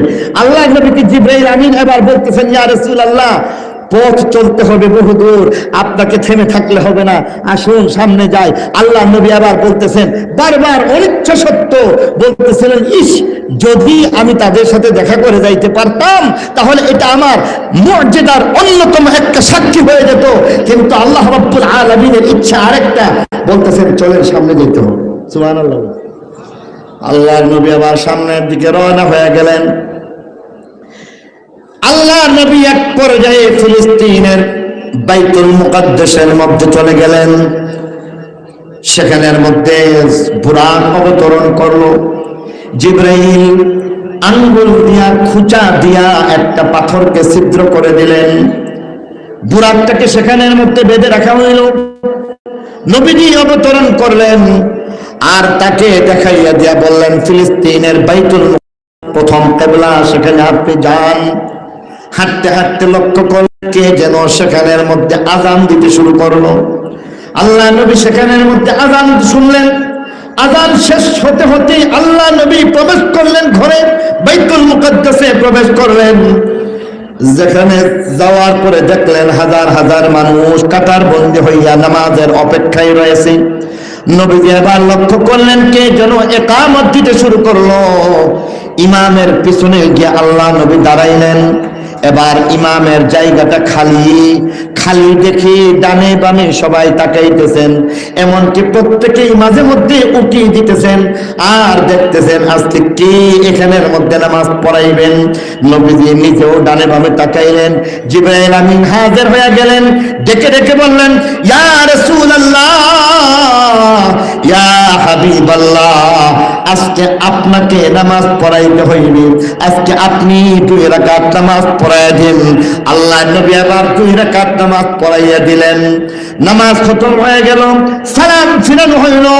সালাম যখন ফিরাইয়া দেওয়া হইল, সালাম ফিরানোর পরে এবার জিবরাইল আমিন জিজ্ঞাসা করলেন, ইয়া রাসূলুল্লাহ, ইয়া হাবিবাল্লাহ, ইয়া রাসূলুল্লাহ, ইয়া হাবিবাল্লাহ, আপনি তো হইলেন ইমাম, আপনার মুসল্লি মুক্তাদি তাদেরকে চিনছেন কিনা বলে দিন। নবী বললেন, আমি তাদের কাউকে চিনি নাই, কারণ আমি একজন ভিনদেশী মুসাফির, জীবনের প্রথমবারের মতো এখানে আসলাম, জানি না আরো একবার সুযোগ পাইব কিনা, আসতে পারবো কিনা, অতএব তাদের কাউকে আমি চিনি নাই, চিনতে পারলাম না। জিবরাইল আমিন এবার বলে দিলেন, এখানের মধ্যে আজকে আপনি ইমাম, আর মুক্তাদি হিসাবে যারা ছিলেন তারা হইলেন হযরত আদম আলাইহিস সালাম থেকে নিয়া হযরত ঈসা আলাইহিস সালাম পর্যন্ত 1,24,000 নবী, প্রত্যেকেই আজকে তারা আপনার মুক্তাদি হয়ে গেছে। আর আজকে থেকে আপনি হয়ে গেলেন ইমামুল আম্বিয়া ওয়াল মুরসালিন।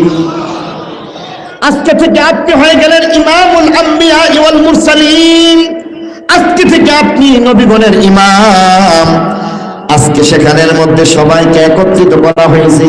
আজকে আদম আলাইহিস সালাম উপস্থিত আছেন, দাউদ নবী উপস্থিত আছেন, দাউদ নবী উপস্থিত যেমন আছেন, মুসা নবী সেখানের মধ্যে উপস্থিত, ঈসা নবী সেখানের মধ্যে উপস্থিত রয়েছেন, হযরত ইব্রাহিম খলিলুল্লাহ উপস্থিত রয়েছেন, ইসমাঈল জবিহুল্লাহ উপস্থিত রয়েছেন। পক্ষান্তরে আজকে আমার নবী ইমামতি করলেন, জবুর কিতাবের তেলাওয়াত করলেন না, ইনজিল কিতাবের তেলাওয়াত করলেন না, তাওরাত কিতাবের তেলাওয়াত করলেন না। 2 রাকাত নামাজের মধ্যে দাউদ নবীর শরীয়ত সেখানের মধ্যে ফলো করলেন না, মুসা নবীর শরীয়ত ফলো করলেন না, ঈসা নবীর শরীয়ত ফলো করলেন না। সেখানের মধ্যে আমার নবী, আপনার নবী, শেষ নবী, শ্রেষ্ঠ নবী, আউয়ালে নবী, আখিরে নবী, আজকে তিনি সেখানের মধ্যে নামাজ পড়াইলেন কোরআনের মতো, কোরআন তেলাওয়াত করে কোরআনের শরীয়ত মতো, নিজের নবুয়ত রিসালাত মতো 2 রাকাত নামাজ পড়াইলেন। পক্ষান্তরে দাউদ নবী, আজকে তার নবুয়ত রিসালাত বাতিল হয়ে গেল, তার শরীয়ত বাতিল হয়ে গেল, জবুর কিতাব বাতিল হয়ে গেল, হযরত মুসা আলাইহিস সালামের নবুয়ত রিসালাত বাতিল হয়ে গেল, শরীয়ত বাতিল হয়ে গেল, তাওরাত কিতাব বাতিল হয়ে গেল, ঈসা আলাইহিস সালামের নবুয়ত রিসালাত বাতিল হয়ে গেল, শরীয়ত বাতিল হয়ে গেল, আসমানি কিতাব ইনজিল কিতাব বাতিল হয়ে গেল। পক্ষান্তরে তারা যার যার শরীয়ত বাদ দিয়া, যার যার আসমানি কিতাব বাদ দিয়া কোরআন তেলাওয়াতের মাধ্যমে কোরআনের শরীয়ত মতো আমার নবীর নবুয়ত রিসালাতকে মান্না রূহের জগতের যে কৃত ওয়াদা করেছিলেন, সেই ওয়াদাকে আজকে মহান আল্লাহ এই মেরাজের সফরের মধ্যে বাইতুল মুকাদ্দাসের মধ্যে সেই ওয়াদা বাস্তবায়নের সুযোগ সৃষ্টি করেছে। সেখানের মধ্যে আজকে সকল নবী রাসূলগণ সেই ওয়াদা বাস্তবায়ন করলেন। আজকে কারো নবুয়ত চলে না, সবাই উম্মতি, পক্ষান্তরে আমার নবী ইমাম, আমার নবী সকলের নবী। অতএব এর মাধ্যমে ইনডাইরেক্টলি সেখানের মধ্যে সেই ওয়াদা বাস্তবায়ন হয়েছে বলে সুবহানাল্লাহ। এখানে একটা ছোট্ট কথা বলতে হবে, এখানে সকল নবী রাসূলগণ আছেন নাকি নাই? কথা কই না।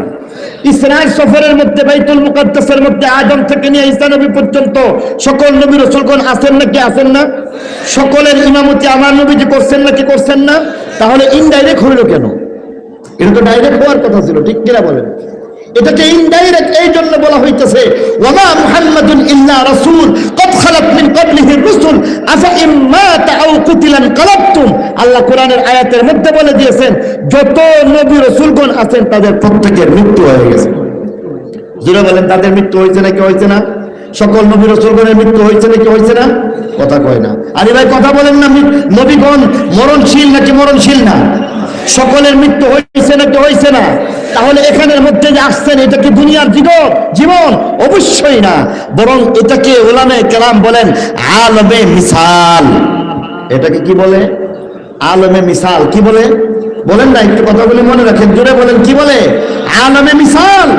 অর্থাৎ তারা তো মৃত্যুবরণ করেছে বটে, এখানে আল্লাহ রাব্বুল আলামিন আমার নবীর অন্যতম মুজিজার মাধ্যমে সেখানে তাদেরকে একত্রিত করেছেন। এটা দুনিয়ার জগৎ না, এটা কবরের জগৎ না, এটা আলমে মিসাল। সেই কারণে বলা হচ্ছে সেখানে ইনডাইরেক্টলি সেই ওয়াদা বাস্তবায়ন হয়েছে। 2 নম্বর ব্যবস্থা হইতেছে ডাইরেক্ট। সেই 2 নম্বর ব্যবস্থার নাম কেমন কেমন করে ডাইরেক্ট বাস্তবায়ন হয়েছে। 2 নম্বর ব্যবস্থাটা ডাইরেক্ট বাস্তবায়ন হয়েছে একজন নবীর মাধ্যমে, তার নাম হযরত ঈসা আলা নবিয়িনা ওয়া আলাইহিস সালাতু ওয়াস সালাম। তার নাম কি? হযরত ঈসা আলাইহিস সালাম। হযরত ঈসা আলাইহিস সালামের মাধ্যমে কেমনে বাস্তবায়ন হয়েছে বুঝে থাকলে বলুন, এবং যারা জানেন আপনাদের কাছ থেকে উত্তরটা চাইবো, কারণ এই একটা উত্তরের মাধ্যমে আমার আপনার ইমানের ফয়সালা হয়ে যায়। কারণ যারা সঠিক উত্তর দেয় না তারা বুঝা গেল তাদের আসলে ইমানের মধ্যে যথেষ্ট সন্দেহ আছে। কারণ এটা হচ্ছে এমন একটা ইমানের অন্যতম একটা মূল বিষয়। বলুন তো দেখি, হযরত ঈসা আলাইহিস সালাম জিন্দা না মুর্দা? আরো জোরে। হযরত ঈসা আলাইহিস সালাম সশরীরে জীবিত অবস্থায় চতুর্থ আসমানের মধ্যে আছেন নাকি নাই? খ্রিস্টান যারা আছে তারা বলে হযরত ঈসা আলাইহিস সালাম জীবিত নাই, অতএব খ্রিস্টানদের সাথে মুসলমানদের যেমন সম্পর্ক নাই, ঠিক তেমনি ভাবে তথাকথিত ভণ্ড নবীর দাবিদার মির্জা গোলাম কাদিয়ানীর যারা নাকি অনুসারী আছে তারাও বলে হযরত ঈসা আলাইহিস সালাম মৃত। খ্রিস্টান হযরত ঈসা আলাইহিস সালামকে মৃত বলে যেমন বেঈমান কাফের হয়ে গেছে, কাদিয়ানীরাও তাদের সেই একই মতামত ধারণ করে তারাও বেঈমান এবং কাফের হয়ে গেছে। ঠিক কিনা জোরে বলতেছিলাম, হযরত ঈসা আলাইহিস সালাম জীবিত না মুর্দা? আরো জোরে, জিন্দা না মুর্দা? আরো জোরে বলেন, জিন্দা না মুর্দা? চতুর্থ আকাশের মধ্যে সশরীরে জীবিত আছে। আপনাদের জানা মতে বলুন তো দেখি, হযরত ঈসা আলাইহিস সালাম কিয়ামতের আগে দুনিয়াতে আসবেন নাকি আসবেন না?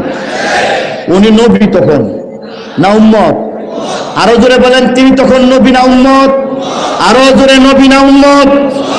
হযরত ঈসা আলাইহিস সালাম কিয়ামতের আগে দুনিয়াতে তার অবস্থান, দুনিয়াতে তিনি আসবেন। হযরত ঈসা আলাইহিস সালাম 2 জন ফেরেশতার কাঁধে হাত রেখে সবুজ রঙের 2টা কাপড় পরিহিত অবস্থায় অবতরণ করবেন। দামেস্কের জামে মসজিদের মধ্যে ইমাম মাহদী আলাইহিস সালাম সিঁড়ি লাগায় দিবেন, আর এই সিঁড়ি পেয়ে তিনি নিচে নেমে আসবেন। স্বাভাবিকভাবে জীবনযাপন করবেন, স্বাভাবিকভাবে তার মৃত্যু হবে, স্বাভাবিকভাবে তার কবর হবে। আমার নবী, আপনার নবী, শ্রেষ্ঠ নবী, নবীদের রওজার পাশের খালি জায়গার মধ্যে হযরত ঈসা আলাইহিস সালামের কবর হবে। ঠিক কিনা বলেন? এবার সেখানের মধ্যে বুঝে থাকলে বলুন তো দেখি, যে কয়দিন বাচ্চা থাকবে সে কয়দিন তিনি তওরাত কিতাব মতো নিজের জীবন চালাইবেন। হযরত ঈসা নবী যে কয়দিন বেঁচে থাকবেন সেই কয়দিন পর্যন্ত জবুর কিতাব মতো নিজের জীবন চালাইবেন। হযরত ঈসা আলাইহিস সালাম ইনজিল কিতাব মতো নিজের জীবন চালাইবেন না কোরআন মতো চালাইবেন? অর্থাৎ সেই রূহের জগতের মধ্যে 1,24,000 রূহ যারা ওয়াদাবদ্ধ হয়েছিলেন শেষ নবীকে পাইলে আমাদের নবুয়ত চলবে না, রিসালাত চলবে না, শরীয়ত চলবে না, কিতাব চলবে না। আজকে সকলের পক্ষ থেকে হযরত ঈসা আলাইহিস সালাম সেই অঙ্গীকার বাস্তবায়ন করতেছেন। আজকে ঈসা নবীর নবুয়ত বাতিল হয়ে গেছে, রিসালাত বাতিল হয়ে গেছে, শরীয়ত বাতিল হয়ে গেছে, আসমানি কিতাব বাতিল হয়ে গেছে, তার নবী হওয়া বাতিল হয়ে গেছে। আজকে আমার নবীর নবুয়ত, রিসালাত, শরীয়ত, কোরআনের শরীয়ত মতো নিজের জীবনকে বাস্তবায়ন করে রূহের জগতের মধ্যে 1,24,000 নবী রাসূলগণের রূহের পক্ষ থেকে একাই সেই বাস্তবায়ন, ডাইরেক্ট বাস্তবায়ন করে দিয়েছেন। ঠিক কিনা বুঝলো? বলে এ আমামা কি সজাওয়াত और ये जबीन रोशन, ये कबाए अरबी और ये नीचा दामन, मुर्दा भी देखे तू कर चाक गरीबान कफन, उठ चले कब्र से बेताब ज़बा पर ये सुखन, मरहबा ऐ सैयदे मक्की व मदनिल अरबी, दिल जान बाद फिनाइयत के अजब खुश नकबी, चश्मे रहमत बकुशा सूए मनमंदाज नजर, चश्मे रहमत बकुशा सूए मनमंदाज नजर, ऐ कुरैशी लकबी हाशिमी व मुत्तलबी, ऐ कुरैशी लकबी हाशिमी व मुत्तलबी, ला इलाहा इल्लल्लाह, ला इलाहा, সবাই বলি লা ইলাহা ইল্লাল্লাহ, লা ইলাহা ইল্লাল্লাহ, লা ইলাহা ইল্লাল্লাহ, লা ইলাহা,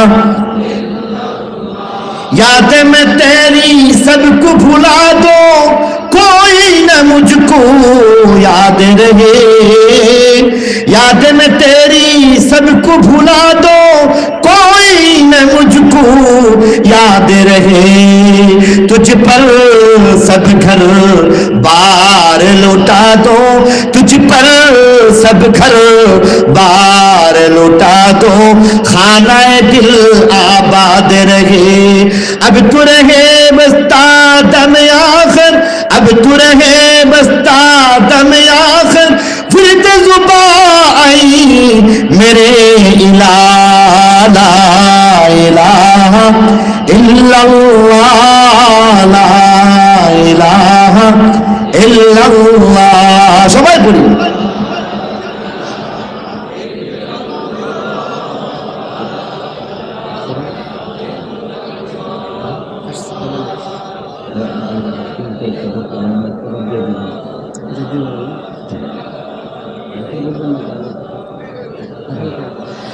লা ইলাহা ইল্লাল্লাহ, লা ইলাহা ইল্লাল্লাহ মুহাম্মাদুর রাসূলুল্লাহ সাল্লাল্লাহু আলাইহি ওয়াসাল্লাম। আবার নবী শেষ নবী, শ্রেষ্ঠ নবী, ঠিক কিনা বলেন? আমার নবীর মতো মর্যাদার কারণ নাই। আমার নবী আউয়ালে নবী, আমার নবী আখিরে নবী। আল্লাহ নবী এক হাদিসের মধ্যে ফরমান, ফুদ্দিলতু আলাল আমবিয়াই বিসিত্তিন উতিতু জাওয়ামিআল কালিম ওয়া নুসিরতু বিররব ওয়া উহিল্লাত লিয়াল গানাইম ওয়া জুইলাত লিয়াল আরদু মাসজিদান ওয়া তাহুরা ওয়া উরসিলতু ইলাল খালকি কাফা। পুরোটা হাদিস পড়লাম এই অংশের জন্য।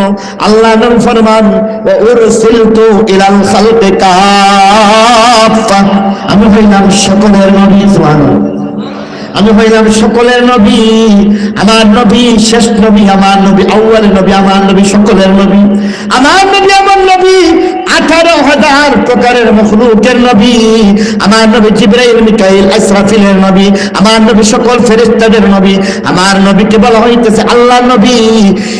আদম সফিউল্লাহ, লা ইলাহা ইল্লাল্লাহ বলা হয়েছে আদম সফিউল্লাহ, লা ইলাহা ইল্লাল্লাহ নূহ নবিয়ুল্লাহ, লা ইলাহা ইল্লাল্লাহ ইব্রাহিম খলিলুল্লাহ, লা ইলাহা ইল্লাল্লাহ ইসমাঈল যবিহুল্লাহ, লা ইলাহা ইল্লাল্লাহ মুসা কালিমুল্লাহ, লা ইলাহা ইল্লাল্লাহ ঈসা রূহুল্লাহ, লা ইলাহা ইল্লাল্লাহ মুহাম্মাদুন, আরো জোরে মুহাম্মাদুর রাসূলুল্লাহ, লা ইলাহা ইল্লাল্লাহ আদম রাসূলুল্লাহ বলেন নাই? ঠিক কিনা বলেন? লা ইলাহা ইল্লাল্লাহ মুহাম্মাদুর রাসূলুল্লাহ, অর্থাৎ আমার নবী সকলের যেমন নবী, আমার নবী আল্লাহর নবী। সুবহানাল্লাহ। সেই নবীকে পাইয়া খুশি না বেদার? সবাই আসলেই খুশি, সত্যিকারে খুশি। তাহলে এই নবীর প্রতি শ্রদ্ধা জানাইয়া রজবে শিক্ষা হচ্ছে আজকে থেকে আর নামাজ পড়া লাগবে না, নামাজ বাতিল। কি বলে? নামাজ পড়তে হবে না? কি হবে না? নামাজ তো মনে হয় হযরত মা ফাতেমার জন্য আল্লাহ মাফ করে দিয়েছিল। আবু বকরকে আল্লাহ মাফ করেন নাই? জোরে বলতে হবে, মাফ করছেন নাকি করেন নাই? হযরত উমরকে আল্লাহ নামাজ বাতিল করছেন, ঘোষণা করছেন। উমরের জন্য যদি নামাজ লাগে, হযরত খুলাফায়ে রাশিদিনের জন্য যদি নামাজ লাগে, হযরত ফাতেমার জন্য যদি নামাজ লাগে, সকল সাহাবীদের জন্য যদি নামাজ লাগে, আউলিয়া কেরামের জন্য যদি নামাজ লাগে, আমাদের জন্য নামাজ লাগবে নাকি লাগবে না? আরো জোরে বলতে হবে, নামাজ লাগবে নাকি লাগবে না?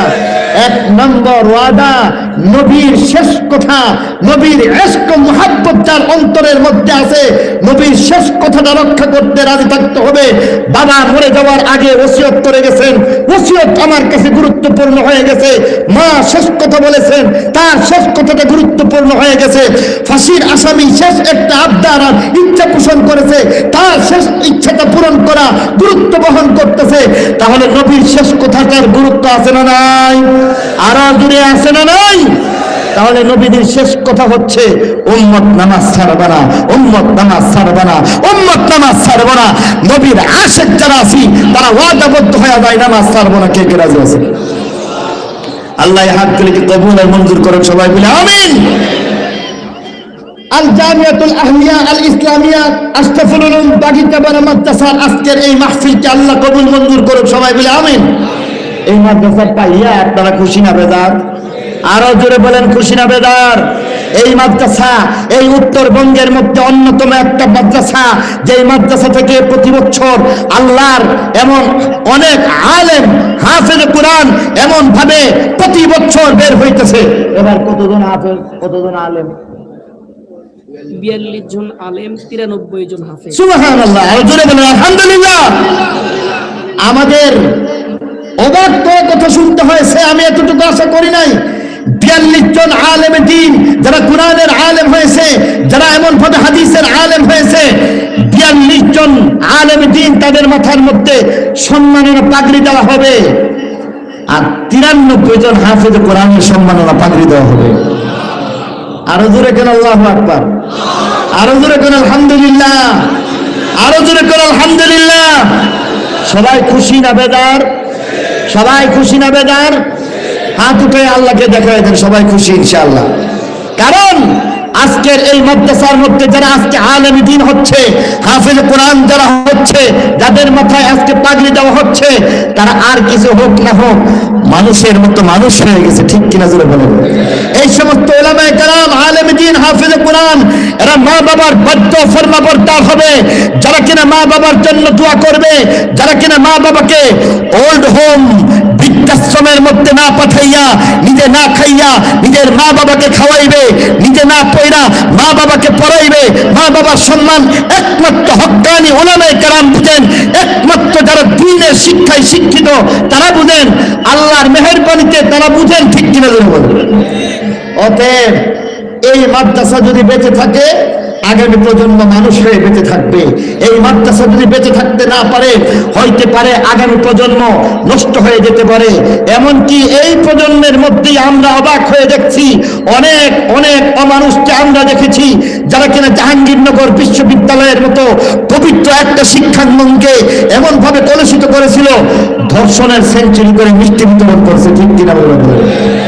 আমরা অন্যত্র এমন অনেক জায়গায় দেখেছি, কলেজ ইউনিভার্সিটির মধ্যে আপনাকে আমাকে বলতে হবে বড় ডক্টর হইতে পারেন, ইঞ্জিনিয়ার হইতে পারেন, কিন্তু তাদেরকে কোরআনের শিক্ষায় শিক্ষিত করে মানুষ বানাইয়া ডাক্তার বানায় দেন, কোনো অসুবিধা নাই। বড় অফিসার বানায় দেন, ডিসিএসপি বানায় দেন, কোনো অসুবিধা নাই। জজ ব্যারিস্টার বানায় দেন, কোনো সমস্যা নাই। তা না হলে কেবল জাগতিক শিক্ষার দ্বারা অমানুষ হয়ে যায়। অতএব দিনী শিক্ষা যদি টিকে থাকে, আগামী প্রজন্ম মানুষ হয়ে বেঁচে থাকবে। ঠিক কিনা বলেন? আমরা কি আসলে সবাই চাই এই প্রতিষ্ঠানটা বেঁচে থাকুক, আমাদের প্রজন্ম মানুষ হয়ে বেঁচে থাকুক, আমাদের সন্তান যেন এমন ধর্ষক না হয়, ইফতিজার যেন না হয়, আমাদের সন্তান যেন আমাদের অবাধ্য না হয়? কে কে আমরা চাই? সবাই চাই কি চাই না? তাহলে এই মাদ্রাসাগুলি বেঁচে থাকুক আমাদের আজকের অন্যতম একটা দাবি। ঠিক কিনা বলেন? যদি মাদ্রাসাকে বাঁচাইতে হয়, আমাকে আপনাকে সকলকে এগিয়ে আসতে হবে। এক নম্বর, মাদ্রাসার জন্য দোয়া করতে করতে করার জন্য কে কে রাজি আছেন? মাদ্রাসার জন্য দোয়া করবেন, হাত উঠান। যারা মাদ্রাসার জন্য দোয়া করবেন, এটাই তো চাইছে, অন্য কিছু তো চাই নাই। তাহলে মাদ্রাসা বেঁচে থাকলে ভবিষ্যৎ প্রজন্ম মানুষ হয়ে বেঁচে থাকবে। 2 নম্বর, এই মাদ্রাসার সুখে দুঃখে দাঁড়িয়ে থাকতে হবে। 3 নম্বর, আসলে 3 নম্বরটা 2 নম্বরে আমি বলতে চাইছিলাম, মাদ্রাসার মধ্যে আমার সন্তান, আপনার সন্তান, তাদেরকে দিতে পারি না। আমার জানা মতে যাদেরকে পারবো, আপনজনদেরকে এই কোরআনের শিক্ষায় শিক্ষিত করার জন্য সব ধরনের সাহায্য সহযোগিতা করব, ছাত্র ভর্তি করব, চেষ্টা করব। পারার চেষ্টা করার মালিক আমরা, আর তৌফিক দেওয়ার মালিক আরো জোরে কে? অতএব এই মাদ্রাসায় ছাত্র ভর্তি করাইবার জন্য চেষ্টা করবেন। কে কে রাজি আছেন? হাত উঠান। চেষ্টা করার মালিক আমরা, আর এই তৌফিক দেওয়ার মালিক কে? তাহলে সর্বশেষ দুনিয়া দারুল আসবাব হিসেবে তার অনেক খরচ আছে, আছে না নাই? আলহামদুলিল্লাহ অনেক খরচ। এখানের মধ্যে প্রত্যেক মাসে হাজার হাজার লাখ লাখ টাকা খরচ হয়ে যায়, এবং লিল্লাহ ফান্ডের মধ্যে তাদের খাবার দাবার ভরণ পোষণের ব্যবস্থা হয়। অতএব এখানের মধ্যে এই আজকের এই বিরাট একটা সমাবেশ থেকে আমি আশা করব অন্তত একটা একটা করে বস্তা যদি আমরা দিতে পারি, চাউলের একটা একটা করে বস্তা যদি দেওয়া যায়, তাহলে সারা বছরের চাউলের জন্য আর চিন্তা করা লাগবে না। 1 বস্তা চাউলের দাম খুব বেশি না। এই 1 বস্তা চাউলের মাধ্যমে আপনি আমি একটা দিনের সৎকায়ে জারিয়ার মতো একটা কাজ আমরা করতে পারি। এখানে প্রথম একটা বস্তা চাউল দিবেন, আল্লাহর এমন কোন বান্দা আছেন যে আমি 1 বস্তা চাউল ইনশাআল্লাহ দিয়ে দিব?